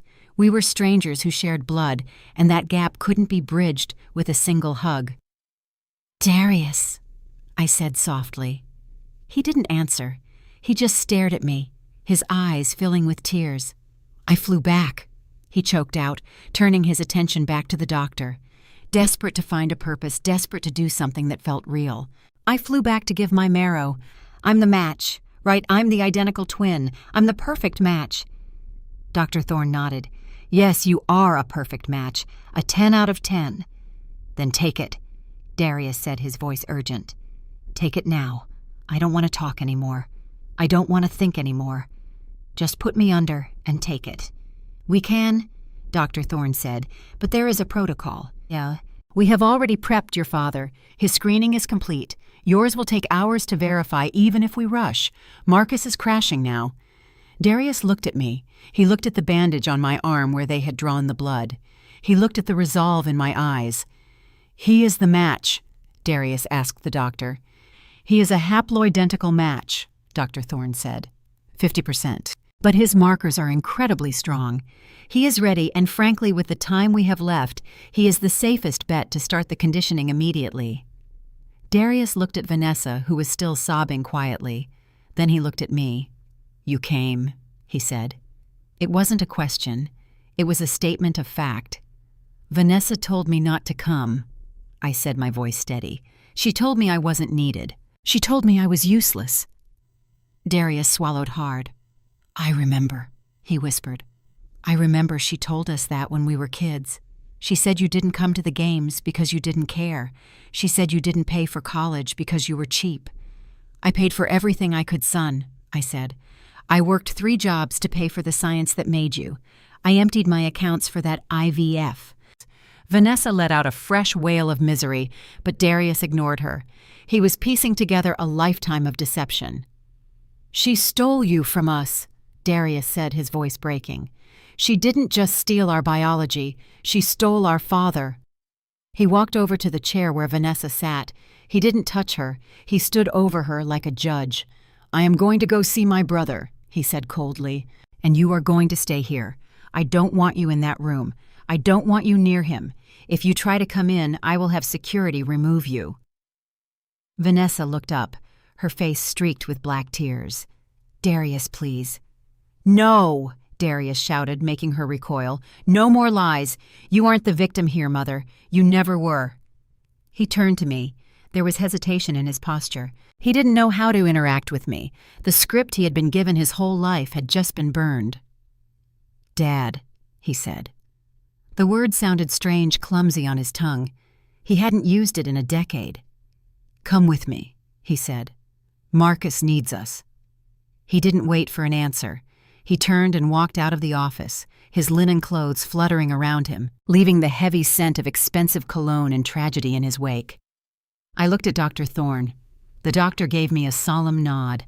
I looked at Vanessa one last time. She was curled into a ball, a woman who had tried to curate a perfect life and had ended up with nothing but an empty frame. I walked out of the room. I followed my son down the hallway. He walked with my stride. He had my shoulders.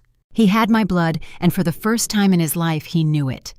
The walk to the ICU felt different this time. I wasn't walking alone. I was walking with the other half of the miracle I had paid for with sweat and sacrifice. We were a front. We were a line of defense, and we were going to save the third part of us, no matter what it took. Darius had his hand on the doorknob. He was halfway out of the room, ready to run toward his brother, ready to escape the suffocating air of that office. But he didn't leave. He stopped. His shoulders stiffened under that expensive linen shirt. He stopped because the sound of weeping behind him had ceased abruptly. It was like someone had flipped a switch. 1 second, Vanessa was a sobbing, broken heap in the chair, begging for understanding. The next second, the room was deadly silent. There were no sniffles. There was no trembling. I watched her. I watched the woman I had once worshipped. She slowly lowered her hands from her face. Her eyes were red, yes. Her mascara was smeared down her cheeks in jagged black lines, but the eyes themselves, they were dry and they were hard. The fear was gone. The desperation was gone.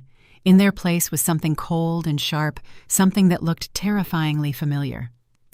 It was the look she used to give waiters when they brought the wrong wine.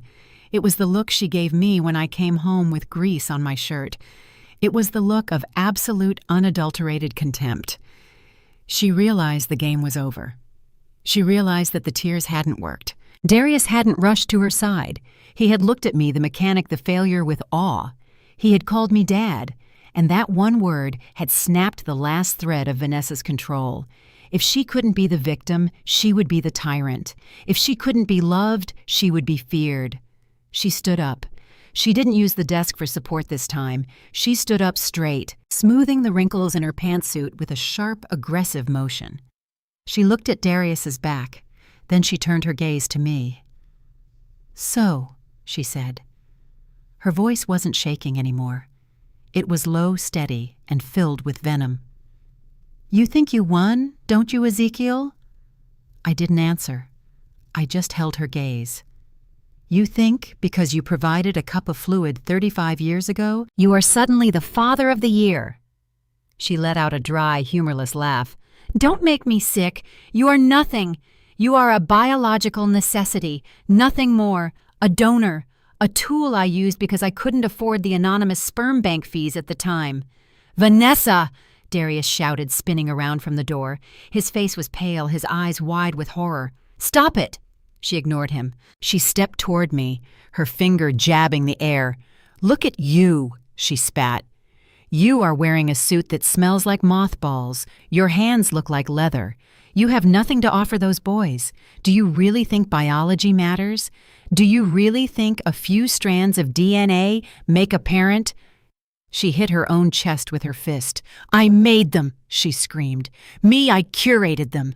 Who do you think paid for the private tutors when they were struggling in Math Me? Who paid for the tennis lessons, the piano lessons, the trips to Paris so they could be cultured? Me. Who pulled strings to get them into Yale? Me." She took another step, invading my space, her perfume cloying and suffocating. "You gave them sperm, Ezekiel.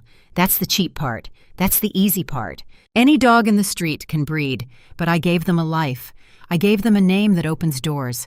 I gave them a future. I took the raw material you provided, which was average at best, and I polished it until it shined. I turned your blue-collar potential into white-collar success." I stood there letting her words wash over me. For years, these insults would have cut me to the bone. For years, I believed her. I believed I was less than her because my paycheck was smaller. But now I saw the truth. I saw a woman who viewed her children not as people, but as products, investments. She hadn't raised sons. She had managed a portfolio. "You didn't raise them, Vanessa," I said quietly. "You funded them. There is a difference." "Oh, spare me the sentimental Hallmark trash," she yelled, throwing her hands up. "Funding them is raising them. This is America, Ezekiel. Money is the only parent that matters. Without my money, Marcus would be working in a garage just like you. Without my money, Darius wouldn't be on a yacht. He would be under a car hood. I saved them from being you." She was panting now, her face flushed, her eyes wild. She turned to Darius, expecting him to agree, expecting him to see the logic in her madness. "Darius, look at him," she demanded, pointing a shaking finger at me. "Look at what he is. Do you want to be that? Do you want to be ordinary? I gave you the world. I bought you the best jeans money could buy for the egg donor. I made sure you were tall. I made sure you were handsome. I made sure you didn't look like him." The room fell silent. She had said the quiet part out loud. She had finally admitted the root of it all. She had tried to breed the blackness, the poverty, the struggle out of them. She had tried to erase me from their faces. Darius stood by the door. He wasn't moving. He wasn't breathing. He was looking at his mother, but there was no recognition in his eyes anymore. The image of the loving, high-society mother he had idolized for decades was dissolving, melting away like wax in a fire. Beneath the designer clothes and the surgeries, he saw the monster. He saw a woman who had lied about his origin, not to protect him, but to own him. "You bought us?" Darius whispered. The horror in his voice was palpable. "You talk about us like we are horses you bred for a race." "I made you winners," Vanessa snapped. "And this is the thanks I get. You side with the loser. You side with the man who couldn't even afford to buy you a car for your 16th birthday." Darius looked down at his hands, the hands that looked just like mine. "He couldn't afford a car," Darius said softly, his voice trembling. "But he sent me a card. Every year. You told me he forgot. You told me he didn't care. But I found them, Mom. Last year, when I was looking for my passport in your safe, I found a stack of cards unopened." Vanessa froze. Her mouth opened, but no sound came out. "He wrote to us," Darius said, looking up at her with tears streaming down his face. "He wrote to us every month, and you hid them. You stole his words. You stole his love, and you replaced it with money." And he shook his head slowly. "I don't want your money anymore," he said. "I don't want your status. It's fake. It's all fake. You aren't my mother. A mother doesn't buy her children. A mother doesn't lie to them about who they are." Darius turned his back on her. It was a slow, deliberate movement. He put his hand on the doorknob again. "I am going to be with my father," he said. "My real father?" Vanessa gasped. "No, you can't. Darius, come back here. I control your trust fund. I control your stocks. If you walk out that door, I will cut you off. Do you hear me? I will leave you with nothing." Darius didn't look back. He opened the door. "You already left me with nothing, Mother," he said. "You left me with no truth." He walked out. Vanessa stood there trembling with rage. She turned to me, her eyes blazing with hatred. "Get out!" she screamed at me. "Get out of my sight! You poisoned him against me!" I looked at her. I felt a strange sense of calm. The mask had fallen, and underneath there was nothing to fear. She was just a lonely, bitter woman with a checkbook and an empty heart. "I didn't poison him, Vanessa," I said calmly. "I just gave him the one thing you couldn't buy." "What?" she hissed. "What could you possibly give him?" "The truth," I said. I turned and walked toward the door. Behind me, I heard the sound of something shattering a vase, a lamp, maybe her own composure. It didn't matter. I walked out into the hallway, leaving the broken glass and the broken woman behind. I had a son to save, and for the first time, I had a son walking beside me. The door clicked shut behind Darius, leaving a vacuum in the room that sucked the air right out of Vanessa's lungs. She stood there staring at the wood grain where her favorite son had just walked out on her. For the first time in 30 years, her money, her influence, and her carefully constructed lies had failed to keep her children in line. She looked at Dr. Thorne, and then she looked at me. Her eyes were wide, frantic, darting around like a trapped animal looking for a gap in the fence. I could see the gears turning in her head. She was trying to calculate a way out, trying to find an angle, a bribe, or a threat that would put her back on top. But Dr. Thorne didn't give her the chance to regroup. He walked back to his desk, not to sit down, but to pick up a thick stack of documents. He held them with a weight that felt heavier than paper. He looked at Vanessa with a gaze that was entirely stripped of patience. "Mrs. St. James," he said, his voice hard and flat, "we need to be very clear about where we stand. You are operating under the assumption that you hold the medical proxy for Marcus Robinson. Under normal circumstances, you would. You are the mother on the birth certificate, and you have the signed power of attorney from when he was admitted." Vanessa straightened her spine, clutching that invisible shred of authority. "Exactly?" She snapped, her voice trembling but gaining volume. "I am his proxy. I make the medical decisions, and I am telling you that I do not authorize this man to touch my son. I do not authorize a transplant from him or Darius until I have spoken to my lawyers. We will find another donor." Dr. Thorne slammed the file down on the desk. The sound cracked like a whip. "There is no other donor," he shouted, losing his professional cool for the first time. "And there is no time for lawyers. Your son is in active failure, Mrs. St. James. And as for your legal standing, let me educate you on hospital policy regarding biological fraud." He pointed a finger at her, and she flinched. "You knowingly falsified medical history by concealing the use of a donor egg. You blinded this medical team. You compromised patient care. You hid genetic data that we needed to treat him effectively. In the eyes of this hospital's ethics board, that negligence voids your current standing as a decision-maker in this specific crisis." Vanessa gasped. "You can't do that. I will sue this entire building into dust." "You can try," Dr. Thorne said, his voice dropping to a low, dangerous growl. "But right now, we are operating under emergency protocol for an incapacitated patient. When the primary proxy is deemed unfit or compromised due to conflicting interests and lying about biological relation is a massive conflict of interest. The decision-making power reverts to the next immediate biological kin." He turned his body away from her. He looked at me. "Ezekiel," he said, using my first name for the first time. "According to the DNA test I just ran, you are the only confirmed biological parent in this room.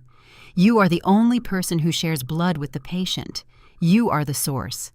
Under the law of lineage and emergency guardianship, you are the one who calls the shots right now." I felt a shiver run down my spine. It wasn't fear. It was the sudden, heavy weight of responsibility. For 3 decades, I had been told I had no rights. I had been told I was a visitor in my own children's lives. And in the span of 10 minutes, the universe had flipped the table. "So," Dr. Thorne continued, holding out a pen to me, "the question is not what Mrs. St. James wants. The question is what you want. Do we proceed with the transplant?" And I reached for the pen. My hand was steady. "Yes," I said. "We proceed." "No!" Vanessa screamed. She lunged forward, trying to grab the papers off the desk. "You can't! He's trying to kill him! He's trying to steal him!" But before she could touch the documents, a hand shot out and grabbed her wrist. It wasn't me, and it wasn't the doctor. It was Tiffany. My daughter-in-law, the woman who had looked at me like I was a cockroach less than an hour ago, was standing between Vanessa and the desk. Her grip on Vanessa's wrist was tight, her knuckles white. Tiffany wasn't looking at the floor anymore. She was looking at her mother-in-law, and the look on her face was pure, unadulterated survival instinct. Tiffany was a social climber. I knew that. She loved the lifestyle Marcus gave her. She loved the penthouses and the parties, but right now she realized something very simple. If Marcus died, the lifestyle died.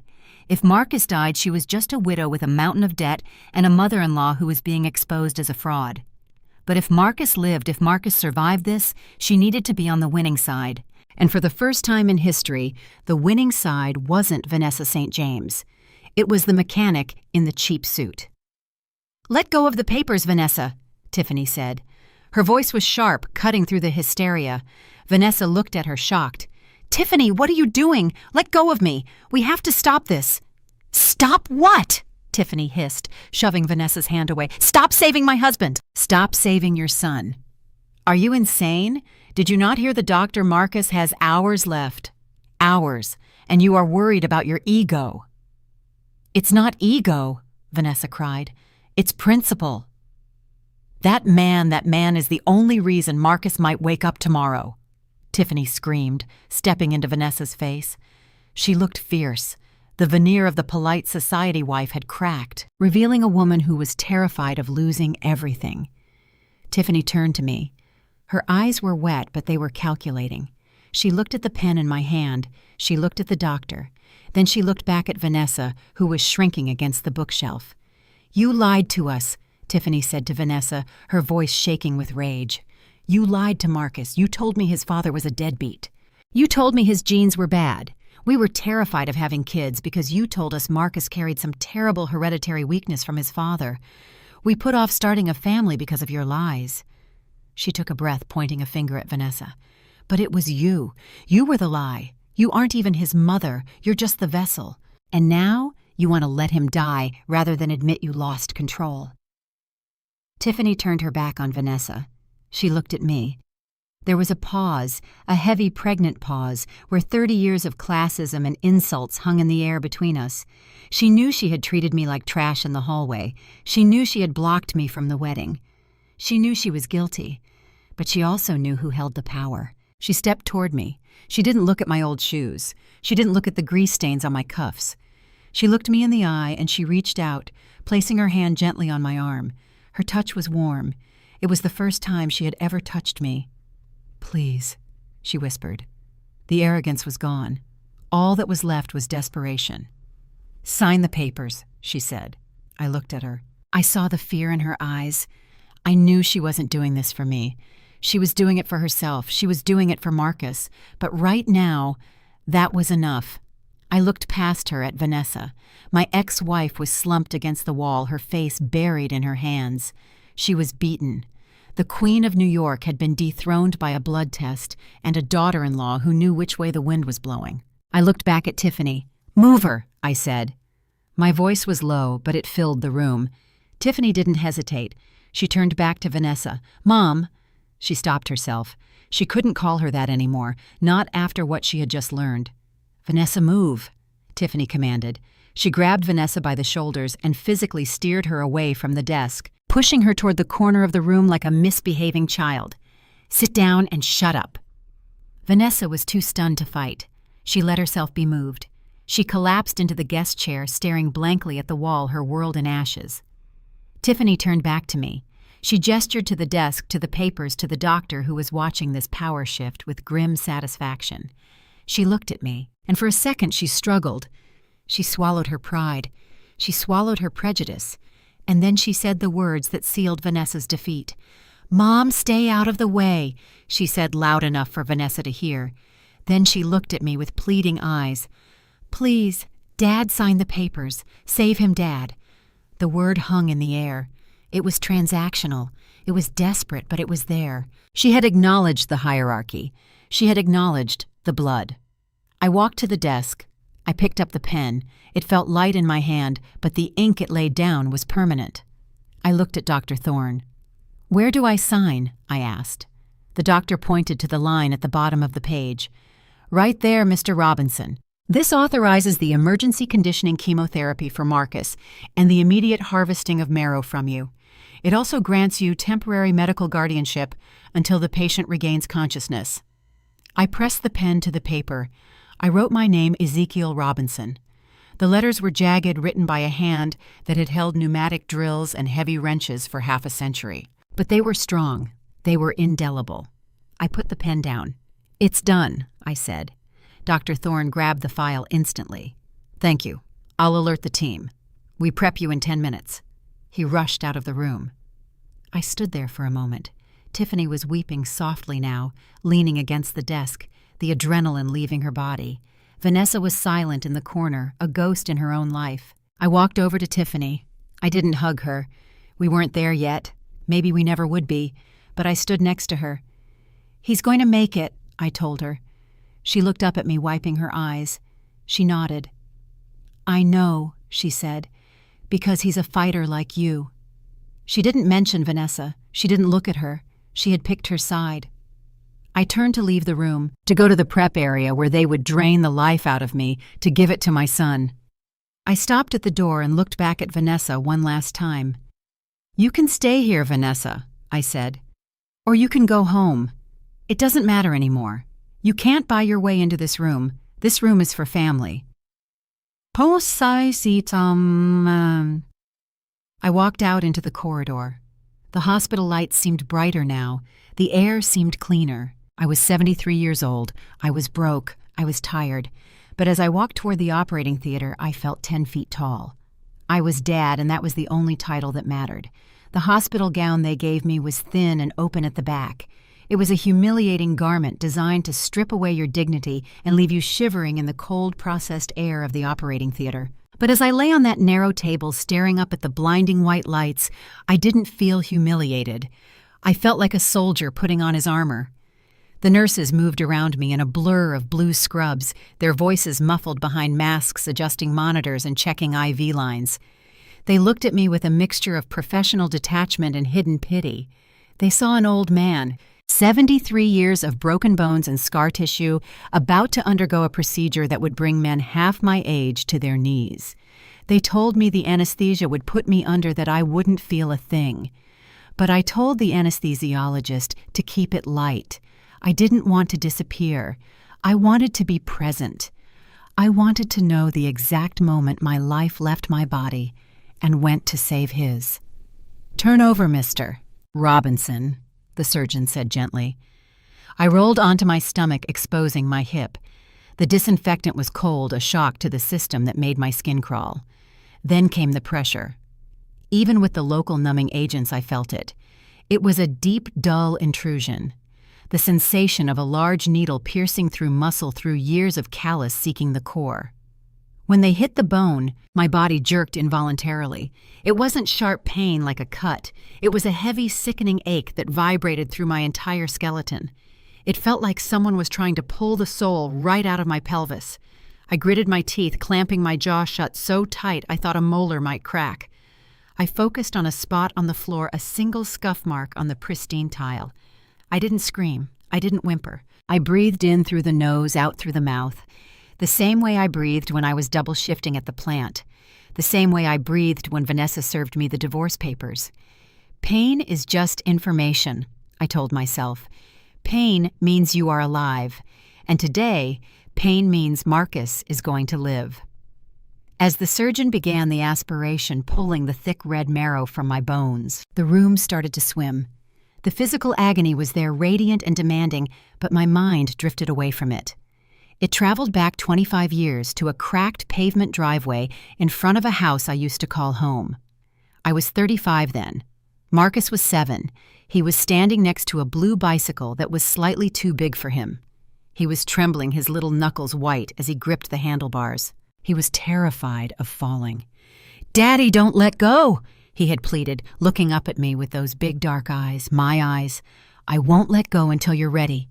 I promised, my hand firm on the back of the seat. We started moving. His legs pumped the pedals, clumsy at first, then finding a rhythm. I ran beside him, my work boots slapping against the concrete, my back bent, my hands stabilizing him. I could smell the autumn leaves and the exhaust from the passing cars. I could hear his breathing, fast and shallow. "Faster, Marcus, keep pedaling!" I shouted, laughing. He picked up speed. The wobble in the front wheel smoothed out. I felt the momentum shift. He wasn't leaning on my hand anymore. He was balancing on his own. "I'm doing it, Dad! I'm doing it!" he yelled, his face splitting into a grin that outshone the sun. I let go. Just for a second. I let him fly. And then the front door of the house flew open. Vanessa stormed out onto the porch, her face twisted in panic. "Ezekiel, what are you doing?" she screamed. "He's going to fall. He's going to get hurt. Stop him immediately." Her voice startled Marcus. He looked back at the house, lost his focus, and the bike swerved. He went down hard, scraping his knee on the asphalt. He started to cry, not because he was hurt badly, but because he was scared. Vanessa ran down the steps, pushed me aside, and scooped him up. I told you he wasn't ready, she hissed at me, clutching him to her chest like a baby. You're always pushing them too hard. You're going to kill them with your recklessness. She took him inside, slamming the door, leaving me alone in the driveway with the spinning wheel of the bicycle. She stole that victory from him. She stole his resilience. She taught him that falling was a failure, not a lesson. Lying on the operating table, feeling the marrow being sucked out of me, I closed my eyes and whispered into the sterile mask. I'm fixing it, Marcus. I'm fixing the fall. I'm not letting go this time. While I was lying there, giving pieces of myself to the son she tried to claim another surgery was happening in the waiting room. But this one didn't involve anesthesia. It involved the raw, jagged cutting of the truth. Darius told me about it later. He told me every word because he needed to purge the poison from his system. Darius had walked back into the waiting room not to sit down but to corner the woman who had orchestrated this entire tragedy. Vanessa was sitting alone, picking at a loose thread on the sofa, looking like a queen in exile. When she saw Darius, she straightened up, trying to summon the old authority. "Where is your father?" she asked, her voice brittle. "He's doing what you couldn't do," Darius replied, standing over her. "He is giving bone marrow. He is enduring pain right now to fix your lie." Vanessa flinched. "It wasn't a lie, Darius. It was a choice, a parenting choice." Darius laughed, a harsh sound. "A choice! You chose to buy an egg from a stranger because you were ashamed of your own infertility. Fine. That is sad, and I could almost forgive it. But that's not all you did, is it?" He sat down opposite her, leaning in close. "I saw the donor file, Mom. I made Dr. Thorne show me the non-identifying details before I came back out here." Vanessa went pale. "You had no right." "I had every right," Darius shouted. "It's my DNA, it's my face, and you know what I saw." He lowered his voice to a whisper that was more terrifying than a scream. The donor wasn't just healthy, she wasn't just smart. She was specific, Brazilian model, green eyes, light skin, wavy hair. Vanessa looked away, refusing to meet his eyes. "You didn't just want a baby," Darius said, his voice trembling with disgust. "You wanted a designer accessory. You went shopping for traits that would erase Dad. You wanted to dilute him. You wanted us to come out with light eyes and good hair so you could parade us around your country club and pretend we weren't really black. You wanted us to be exotic, not African." Vanessa slammed her hand on the armrest. "So what if I did?" she hissed, her facade finally breaking, revealing the ugly truth underneath. "Do you know how hard it is? Do you know how people look at you? I wanted you to have an advantage. I wanted you to fit in. I paid $50,000 for that egg because I wanted you to be beautiful." She looked at Darius with genuine confusion, as if she expected him to thank her. "I was trying to breed the struggle out of you," she said. "I was trying to give you a step up." Darius stared at her. The silence stretched between them, heavy and suffocating. "And that is the greatest joke of all, isn't it?" Darius said quietly. "You spent $50,000. You picked the perfect light-skinned model. You tried to engineer us." He pointed to his own face, the dark skin, the broad nose, the deep brown eyes. "And look at us, Mom. Look at Marcus. We don't look like a Brazilian model. We don't have green eyes. We look exactly like Ezekiel Robinson." He leaned back, a bitter smile playing on his lips. "Dad's genes were stronger. His blood was stronger. You tried to wash him out of us with money and science, but he survived. He dominated. Every time you looked at us for 30 years, you had to see his face staring back at you. That must have killed you." Vanessa began to cry. Not the fake tears from the office, but real tears of frustration. It drove her mad. She had tried to curate a masterpiece, and nature had overruled her. "It wasn't fair," she whispered like a petulant child.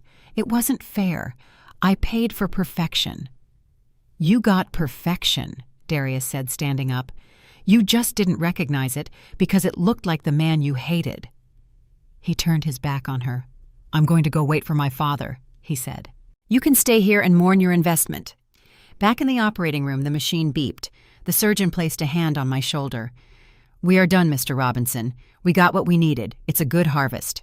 Very rich." I tried to nod, but my body was heavy, weighed down by the lead blanket of exhaustion. They moved me onto a gurney. My hip felt like it had been shattered, a throbbing center of agony that radiated down my leg.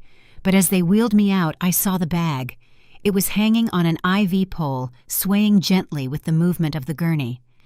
A bag of dark red fluid, my marrow, my essence. It was leaving me and going to him. I looked at it and smiled. I was 73. My hands were rough. My bank account was empty. But in that bag was the most valuable thing in the world. It was the truth, and the truth was on its way to set my son free. The recovery room was a blur of beige walls and beeping monitors. When I woke up from the anesthesia, the first thing I felt was the ache in my hip. It was a deep, throbbing pain, like a rusted hinge trying to turn after years of disuse. The nurse told me to stay in bed, to rest, to let the heavy drugs wear off. She said I had given a lot of marrow for a man of my age, that my body needed time to rebuild what I had lost. But I didn't care about my body. I didn't care about the bruising or the stiffness. I only cared about the bag of red gold they had taken from me. I needed to see where it went. I needed to see if it worked. I forced myself up. My legs felt like lead, and the room spun a little, but I grabbed the IV pole and used it like a crutch. I ignored the protests of the orderly who tried to wheel me back to my room. I told him I wasn't going to a room. I was going to my son. I walked down that hallway, every step a battle against gravity and exhaustion, until I reached the glass wall of the ICU, and there he was, Marcus. He looked small in that big bed, surrounded by tubes and wires, his skin pale and translucent. But hanging above him, dripping slowly into his veins, was the bag. It was my blood. It was my life. Drop by drop, entering his body, hunting down the sickness, and replacing it with the strength of a survivor. I sat down in the hard plastic chair in the corner of his room.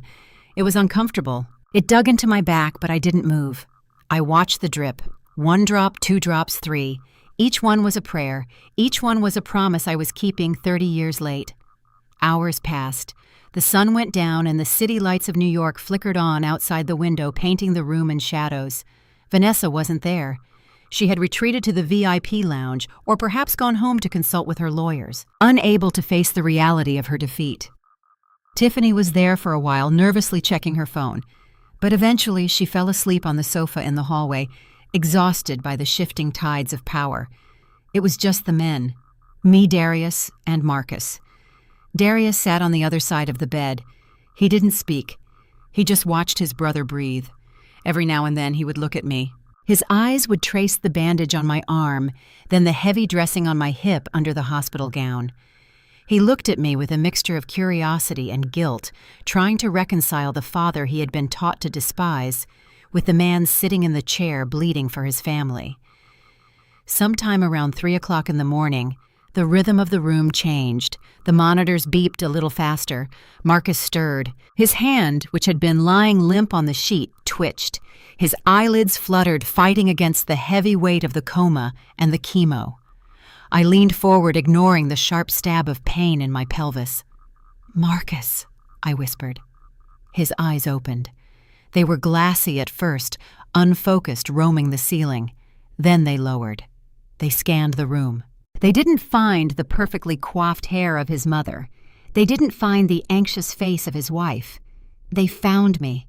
I was slumped in the chair wearing a hospital gown over my suit trousers. My face was unshaven, my eyes red with fatigue. I must have looked like a wreck, but I was there. "Dad," he croaked. His voice was barely a sound, just a puff of air through dry lips. "I'm here, son," I said, reaching out to cover his hand with mine. My hand was rough, calloused, warm. "I'm right here." He blinked, trying to clear the fog. "What happened? Did it work?" Darius leaned in from the other side. "You made it, brother," he said softly. "You're alive." Marcus looked at Darius, then back at me.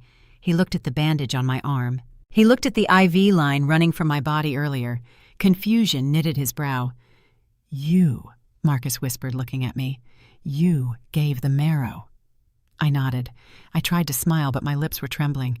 "I gave what I had, son. But Mom said—" Marcus paused, swallowing hard. "Mom said you weren't a match. She said your health was too poor. She said we were waiting for a donor from the registry. Darius let out a long, shaky breath. He stood up and walked to the foot of the bed. He looked older than he had yesterday. He looked like a man who had seen the world burn down and was trying to build a shelter from the ashes. "Mom lied, Marcus," Darius said. His voice was steady, but I could hear the heartbreak underneath. "She lied about everything." Marcus tried to sit up, but he was too weak. "What do you mean? Where is she?" "She's not here," Darius said. "She couldn't be here, not after the truth came out." Darius looked at me, asking for permission to drop the bomb.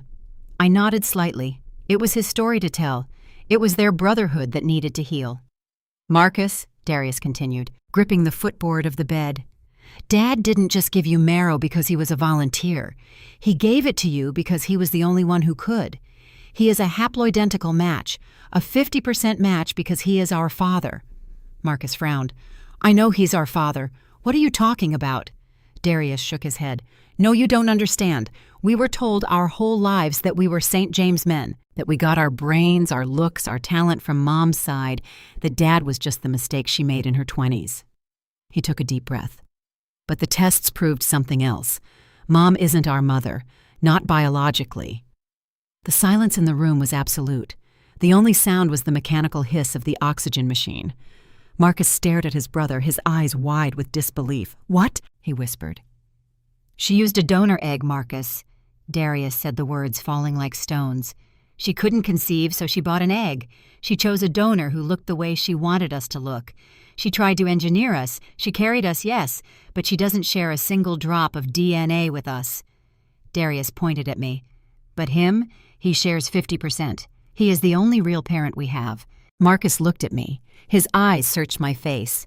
He looked at the shape of my nose, the curve of my jaw, the dark, deep-set eyes that mirrored his own. For 30 years he had looked in the mirror and tried to see Vanessa St. James. He had tried to see the aristocrat. But now, under the harsh hospital lights, he saw the mechanic. And for the first time, he realized that the face he saw in the mirror every morning was mine. "She knew," Marcus asked, his voice trembling. "She knew the whole time." "She knew," I said softly. It hurt to speak, but I had to. "She knew, Marcus, and she was afraid.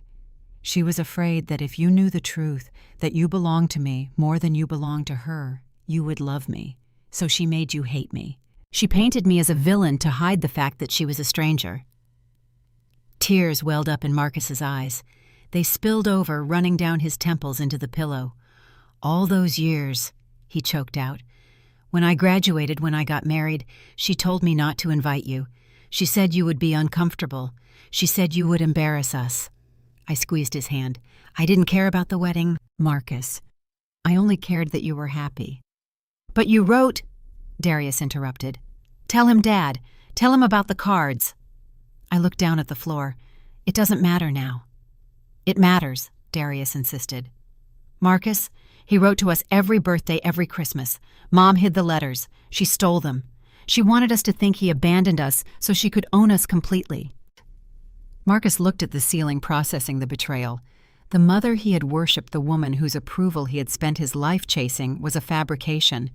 She had bought an egg to curate a legacy, and then she had destroyed a father to protect her investment. He squeezed my hand back. His grip was weak, but it was there. "You saved me," he whispered. "Even after everything I said to you. Even after I let her treat you like dirt, you came here and you saved me." I stood up, wincing as the pain shot through my hip. I leaned over the bed and kissed his forehead. It was the first time I had kissed my son since he was 10 years old. "You are my boy, Marcus," I said, my voice thick with emotion. "There is nothing you could do, nothing you could say that would change that. I made you. I fought for you before you were born, and I will fight for you until I die. That is what a father does." Marcus closed his eyes, the tears flowing freely now. "I'm sorry, Dad," he sobbed. "I'm so sorry." "Don't apologize," I said, brushing the hair back from his forehead. "Just get better. That's all I want. Just live." The room fell silent again, but it wasn't the heavy, suffocating silence of secrets anymore. It was a clean silence. The truth was out. The poison had been drained, And as I sat back down in that uncomfortable plastic chair, watching my two sons look at each other with the realization that they were the only family they truly had, I didn't feel the pain in my hip anymore. I felt lighter than air. I had lost a pint of marrow, but I had gained two sons, and that was a trade I would make every single day for the rest of my life. The night was long, but the dawn was coming, and for the first time in a long time, the Robinson men were going to face it together. The sun had barely risen over the Hudson River, casting a pale gray light into the hospital room, where I sat watching my son sleep. My hip was throbbing with a dull, persistent ache, a reminder of the marrow I had given, but my heart felt lighter than it had in 30 years. I thought the war was over. I thought the truth had been revealed, the tears had been shed, and the enemy had retreated. I was wrong. Vanessa St. James did not know how to retreat. She only knew how to reload. The door to the recovery room didn't bang open this time. It opened with a smooth, ominous click. Vanessa walked in. She had changed her clothes. Gone was the disheveled pantsuit from the night before. She was wearing a fresh, sharp black dress, her hair pulled back in a severe bun, her face reapplied with a layer of makeup that looked like armor. She didn't look broken anymore. She looked dangerous. And she wasn't alone. Behind her walked a man who smelled like expensive cologne and litigation. He was holding a briefcase that probably cost more than my truck. This was Mr. Sterling. I recognized him. He was the shark who had represented her during our divorce.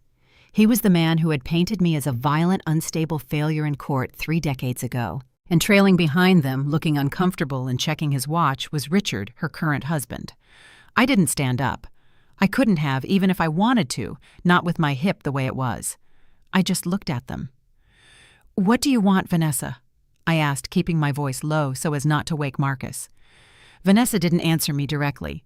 She turned to Mr. Sterling and nodded. "Mr. Robinson." The lawyer began, his voice smooth and oily. "We are here to discuss the terms of the asset reallocation and retroactive compensation regarding the guardianship of Marcus and Darius Robinson." I stared at him. Asset reallocation. "My son is lying there recovering from a transplant, and you want to talk about money." "This is a serious matter," Mr. Sterling said, opening his briefcase and pulling out a file.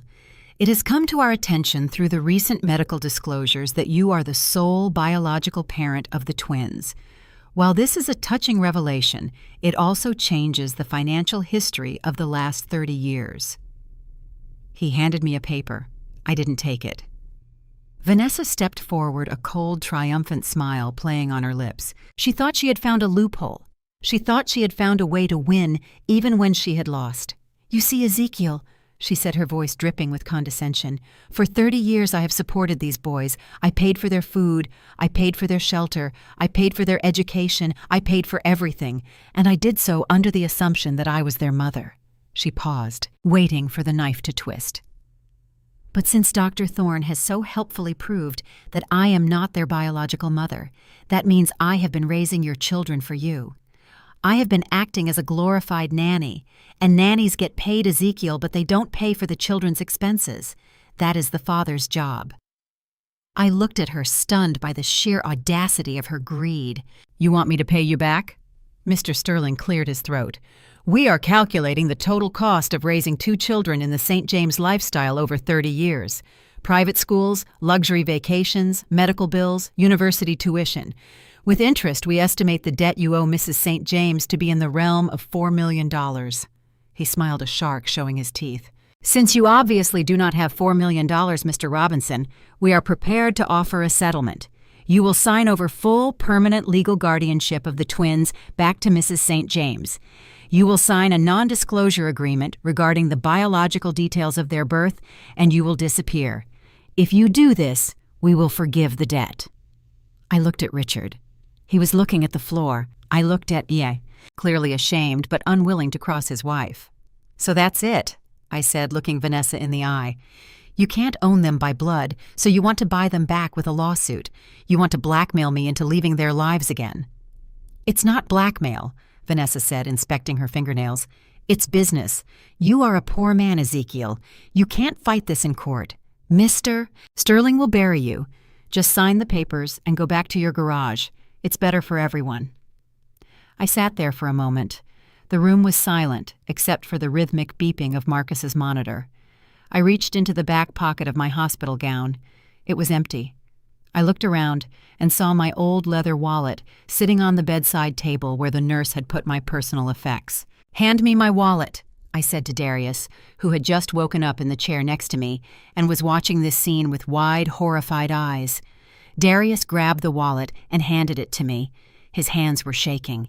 He looked ready to fight, ready to throw them out, but I put a hand on his arm to calm him. "I don't need to fight, son," I whispered. "I just need to read."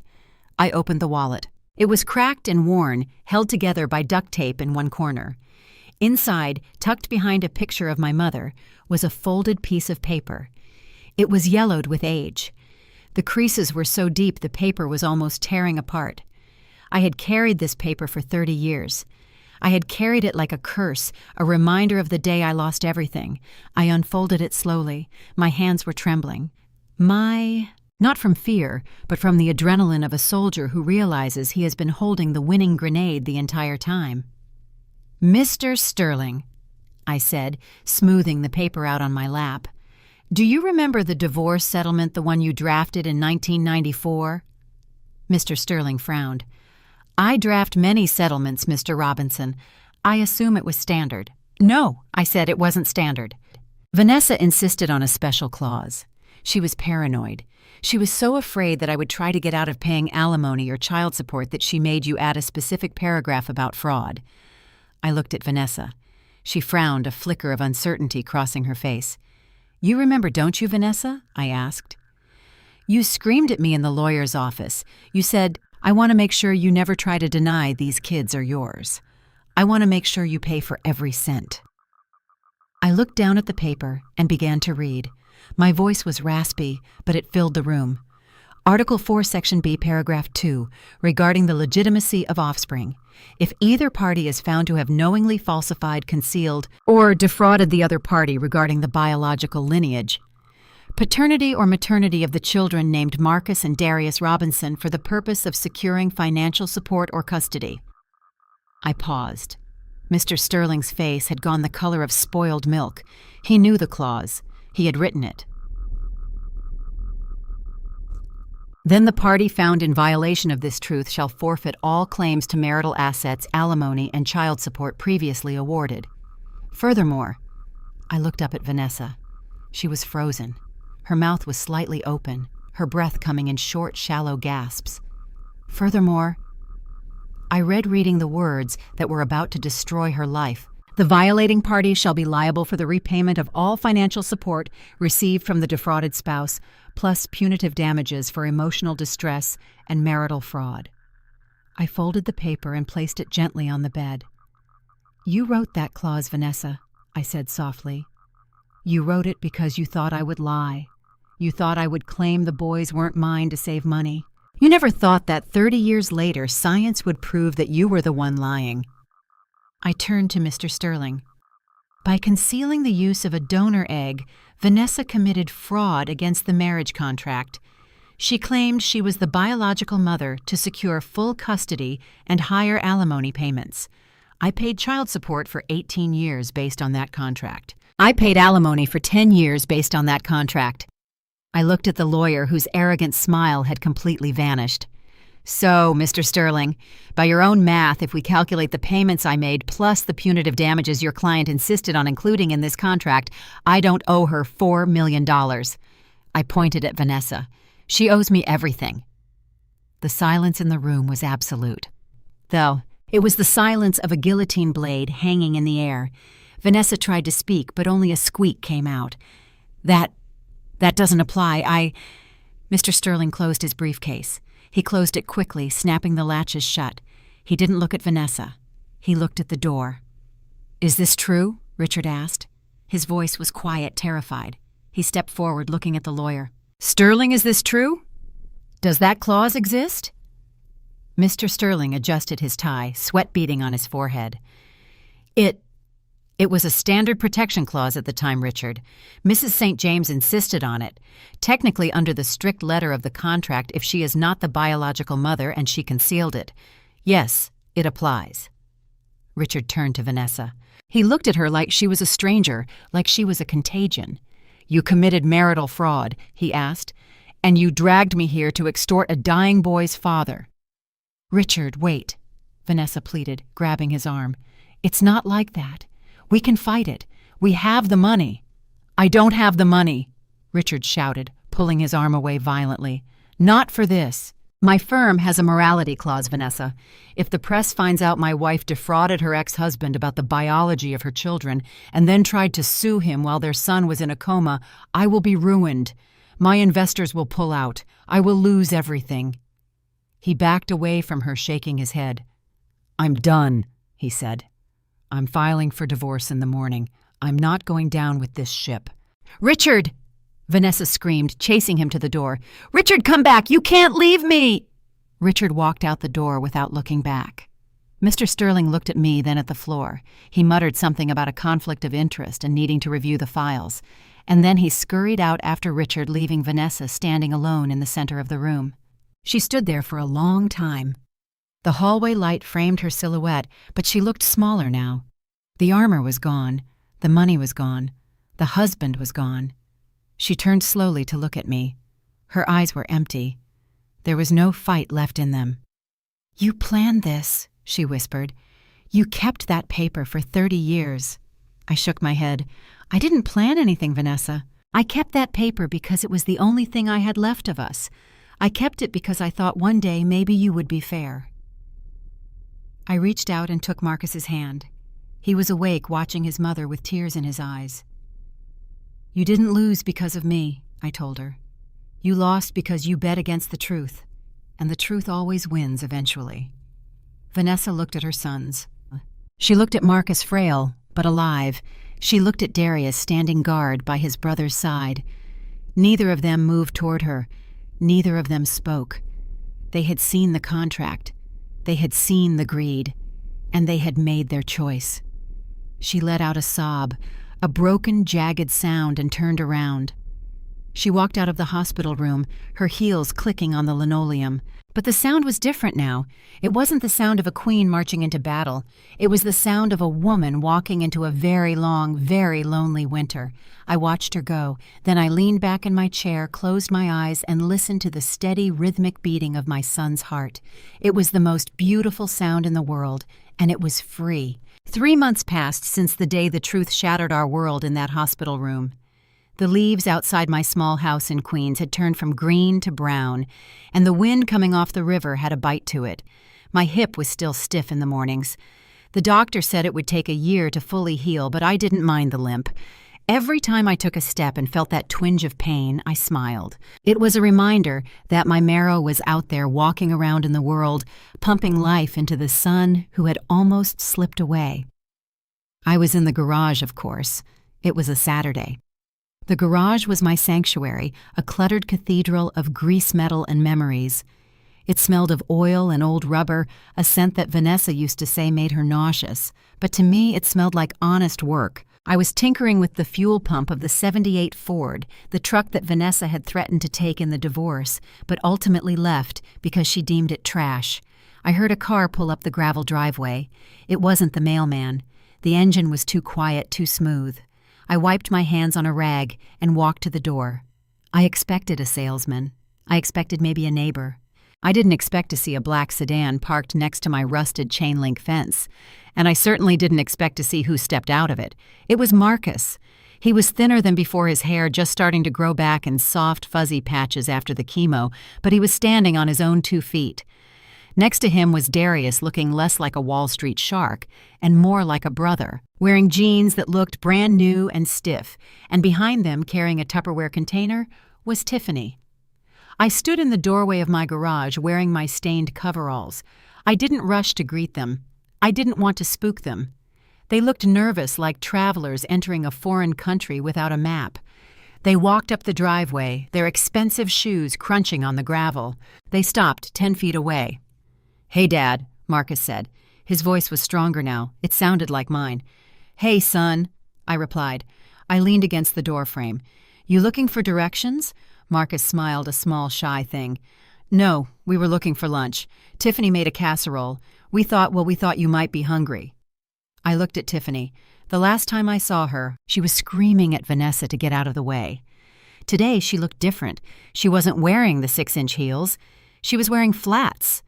Her hair was pulled back in a simple ponytail. She looked at me, and then she looked down at the ground, a gesture of respect I hadn't seen from her in years. "I'm always hungry," I said, stepping back and opening the door wide. "Come on in." They walked into my house. It wasn't a mansion. The linoleum in the kitchen was peeling in the corner. The sofa was 20 years old. The TV was small. But it was warm. And everywhere you looked, there were pictures. Pictures of them. Darius stopped at the mantelpiece. He picked up a framed photo of 2 little boys in baseball uniforms, grinning with missing teeth. He ran his thumb over the glass. "You kept this?" Darius asked quietly. "Mom told us you threw all our stuff away when you moved out." I walked over to the fridge and pulled out a pitcher of iced tea. "I never threw anything away, Darius. I just waited for the owners to come back and claim it." We ate lunch at my small kitchen table. The casserole was good. It tasted like effort. We didn't talk about Vanessa. We didn't talk about the lawsuit or the millions of dollars she was now scrambling to pay back. That was a dead world. We talked about the Knicks. We talked about the weather. We talked about the traffic on the bridge. It was the small, awkward, beautiful talk of men learning how to be a family again. After lunch, Tiffany started clearing the table. I moved to help her, but she stopped me. "Sit down, Dad," she said softly. "I got this. You rest that hip." I looked at her. There was no mockery in her voice, no condescension. She was pouring water into the kettle to make hot tea. She moved around my cramped kitchen with a humility that suited her better than any designer dress. She had seen the edge of the cliff. She had almost lost her husband to a lie, and now she found comfort in the simple truth of dirty dishes and boiling water. I left her to it and walked out the back door to the garage. I needed air. I needed to touch something solid. A minute later, the screen door slammed. I didn't turn around. I knew who it was. The footsteps were heavy. Marcus walked up beside me. He leaned against the workbench, looking at the dismantled carburetor spread out on a blue shop towel. It was a complex mess of springs, valves, and gaskets. Most people looked at it and saw junk. "That's the heart of the engine, isn't it?" Marcus asked. I nodded. "The carburetor. It mixes the air and the fuel. Get the mixture wrong, the engine chokes. Get it right, and she sings." Marcus reached out and picked up a heavy wrench. He held it in his hand, weighing it. His hands were pale, his fingers long and slender piano player hands, Vanessa used to say. But as he gripped the steel, I saw the tendons flex. I saw the strength that had been dormant. "I never learned how to fix anything," Marcus said, staring at the tool. "Mom, she always just hired people. If a light bulb went out, we called a guy. If the sink leaked, we called a guy. I don't know how to change a tire. I don't know how to jump-start a battery." He looked up at me. His eyes were wet. "I feel useless, Dad. I'm 35 years old, and I don't know how to keep my own world running." I took a rag and wiped a smudge of grease off the fender. "You aren't useless, Marcus. You just had the wrong teacher. You were taught that power comes from a checkbook, but checkbooks run out." I tapped the wrench in his hand. "This doesn't run out. Skill doesn't run out." Marcus looked at the carburetor again. He took a deep breath. He didn't launch into a speech. He didn't fall to his knees and beg for forgiveness for the years of silence. We were men. We didn't need to reopen the wound to heal it. We just needed to build something new over the scar. "Show me," he said. I looked at him. "Show you what?" "Show me how it works," Marcus said. He pointed to the brass needle valve with the tip of the wrench. "Show me how to fix it. I want to get my hands dirty. I want to be like you." I felt a lump form in my throat, hard and tight. I swallowed it down. I picked up a screwdriver. "All right," I said, my voice gruff to hide the emotion. "But I warn you, this isn't Wall Street. You strip a bolt here, you can't talk your way out of it. You have to drill it out." Darius walked in then. He had taken off his expensive watch and rolled up his sleeves. He didn't say anything. He just grabbed a shop stool and pulled it up to the other side of the workbench. He picked up a rag and started cleaning a spark plug. "We've got time," Darius said. "We aren't going anywhere." So we worked. For the next 3 hours, the 3 of us stood in that drafty garage. I taught them the difference between a flathead and a Phillips. I taught them how to listen to the engine, how to feel the vibration of the metal. I watched my sons, the boys who were supposed to be too good for this life, hunch over the fender of a 40-year-old truck, sweating, cursing when a nut wouldn't turn, and laughing when it finally broke free. They had grease on their faces. They had oil under their fingernails. And for the first time in their lives, they looked like Robinson men. Tiffany came out later carrying a tray. She had made tea, not the fancy herbal stuff she used to drink, but strong, sweet black tea in chipped mugs. She set the tray down on a stack of tires. She didn't wrinkle her nose at the smell of exhaust. She walked over to Marcus and wiped a smear of oil from his cheek with her thumb. "You look a mess," she said, smiling. "I feel great," Marcus replied. He looked at me. "Dad says if we get this valve seated right, we can fire it up before sunset." Tiffany looked at me. She picked up a mug and held it out. "Here, Dad," she said. "I made it strong just how you like it." I took the mug. The ceramic was warm in my hands. I looked around my garage. It was messy. It was loud. It was crowded. And it was perfect. Vanessa was gone. She was in a penthouse somewhere surrounded by lawyers and silence. She had kept the money, or what was left of it, but she had lost the war. She had tried to buy a legacy, but you can't buy what grows in the blood. I took a sip of the tea. It was sweet. "Let's fire her up," I said. Marcus got in the driver's seat. Darius stood by the hood. I leaned in and manually engaged the throttle linkage. "Turn it," I commanded. Marcus turned the key. The starter whined that high-pitched complaint of an old machine waking up. "Give it gas!" I shouted.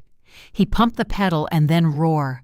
The V8 engine caught life. It didn't purr. It growled. It shook the concrete floor. It filled the garage with smoke and noise and power. Marcus revved it, his face lighting up with a joy so pure it looked like he was 7 years old again, riding that bike without training wheels. Darius was high-fiving him through the window. Tiffany was clapping her hands. I stood back and watched them. My family, my boys. They weren't perfect. We had lost 30 years. We had scars that would never fully fade. But as the engine roared, drowning out the silence of the past, I knew one thing for sure. The line was secure. The blood had returned to the source, and the Robinson name wasn't going to die with me. It was just getting started. The lawyers told me I could destroy her. They sat at my kitchen table, their expensive briefcases looking out of place on the peeling linoleum, and they laid it all out. They said I could sue Vanessa for 30 years of back pay. They said I could sue her for emotional distress, for fraud, for the alienation of affection.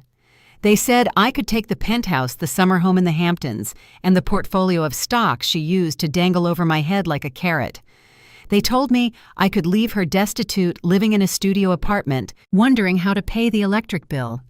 I looked at the papers. I looked at the numbers that represented a lifetime of lies. And then I looked out the window at my backyard, where Darius was raking leaves, and Marcus was sitting on the porch steps, laughing at something his brother said.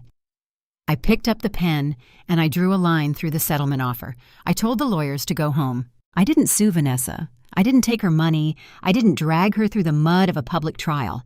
Not because I forgave her. Forgiveness is a heavy thing, and I wasn't ready to carry it yet. I didn't sue her because taking her money would mean acknowledging that her money had value. It would mean admitting that the currency she used to buy my children was worth fighting for. It wasn't. And besides, I knew that leaving her with her millions was a far greater punishment than taking them away. If I took her money, she would be a victim. She would have a story to tell her society friends about the greedy ex-husband who ruined her. But by leaving her with everything and taking only the boys, I left her with the silence. I imagine her sometimes sitting in that pristine white living room that looks like a museum exhibit. She has her art, she has her view of the park, she has her bank accounts, but the phone doesn't ring. There are no birthday dinners. There are no grandchildren running through the halls. She is the queen of a silent kingdom surrounded by the echoes of the lie that finally collapsed on top of her. She has to live every day knowing that the inferior man she despised is the one enjoying the richness of a family she couldn't buy. That is a prison no judge could sentence her to. That is a hell of her own making. My life, on the other hand, got loud. It is a Saturday afternoon in late October. The air is crisp, smelling of dried leaves and wood smoke. My backyard isn't much to look at compared to the estates my sons grew up in. The grass is a little patchy, and the fence leans to the left, but today it feels like the center of the universe. I am standing at the grill, an old oil drum I converted into a smoker years ago. The ribs are sizzling, dripping fat onto the coals, sending up clouds of smoke that smell like heaven. I am wearing my Grillmaster apron, a gift from Tiffany, and I am basting the meat with my secret sauce, a recipe Vanessa used to call peasant food, but which Marcus now requests every single weekend. Marcus is sitting at the picnic table. He has gained 20 pounds since the surgery. His cheeks are full, and his hair has grown back thick and dark. He is holding a beer in one hand and a wrench in the other, explaining to Tiffany how he replaced the alternator in his sedan yesterday. He isn't afraid of dirt anymore. He wears the grease on his knuckles like a badge of honor. Darius is standing next to me holding the platter for the meat. He has loosened his tie. He doesn't wear the linen suits much anymore. He looks relaxed. He looks like a man who has finally stopped holding his breath. "Hey, Dad," Darius says, bumping my shoulder with his. "You think they're ready? I'm starving." I look at the meat. The bones are pulling back. The bark is dark and caramelized. "Patience, son," I say, smiling. "You can't rush the good stuff." He laughs. It is a deep, booming laugh. It sounds exactly like mine. I look at them, my two boys. For 30 years I was told they were St. James men. I was told they were refined, elite, different. But standing here in the smoke of my backyard, the truth is undeniable. They are Robinson men. They have my broad shoulders. They have my wide smile. They have the resilience that comes from a long line of survivors who knew how to make something out of nothing. Vanessa tried to breed me out of them. She tried to dilute my history with a donor egg and a checkbook. But biology is stubborn. The blood is stubborn. In the end, her science experiment failed. The Robinson genes dominated. We are 3 black men standing in a circle of smoke and laughter, bound by a code that can't be rewritten in a lab. Tiffany walks over and puts her arm around Marcus. She looks happy. She looks real. She waves at me and I wave back with my tongs. This is my inheritance. I don't have a trust fund to leave them. I don't have a summer house to bequeath. But I gave them life. I gave them the marrow that flows in their veins. And now I am giving them the truth. I pile the ribs onto the platter. Darius takes it and we walk over to the table together. We sit down. We hold hands. Marcus bows his head. "Thank you, God, for this food," Marcus says, his voice thick with emotion. "And thank you for this time. Thank you for the truth. And thank you for our Father." We say amen. We eat. We laugh until our sides hurt. And as the sun goes down over Queens, casting a golden light on the faces of my children, I realize that I am the richest man in the world. Vanessa can keep the castle. I have the kingdom. Blood makes you related, but loyalty makes you family. However, lies are a debt that truth will always collect with interest. Vanessa spent a lifetime building a castle on the sand of deception, thinking she could engineer love and rewrite biology. She forgot that nature has its own justice. In the end, the inferior genes she despised were the only ones strong enough to save the life she claimed to own. A title can be bought, a facade can be constructed, but the sacrificial love of a father is the only authentic legacy that survives the storm. Thank you for listening to my story. If you believe that truth is stronger than money, please hit the like button and subscribe to the channel. Share this story with someone who needs to be reminded of their worth. And tell me in the comments, have you ever discovered a secret that changed your family forever? I will be reading your answers. Until next time, keep fighting for the truth.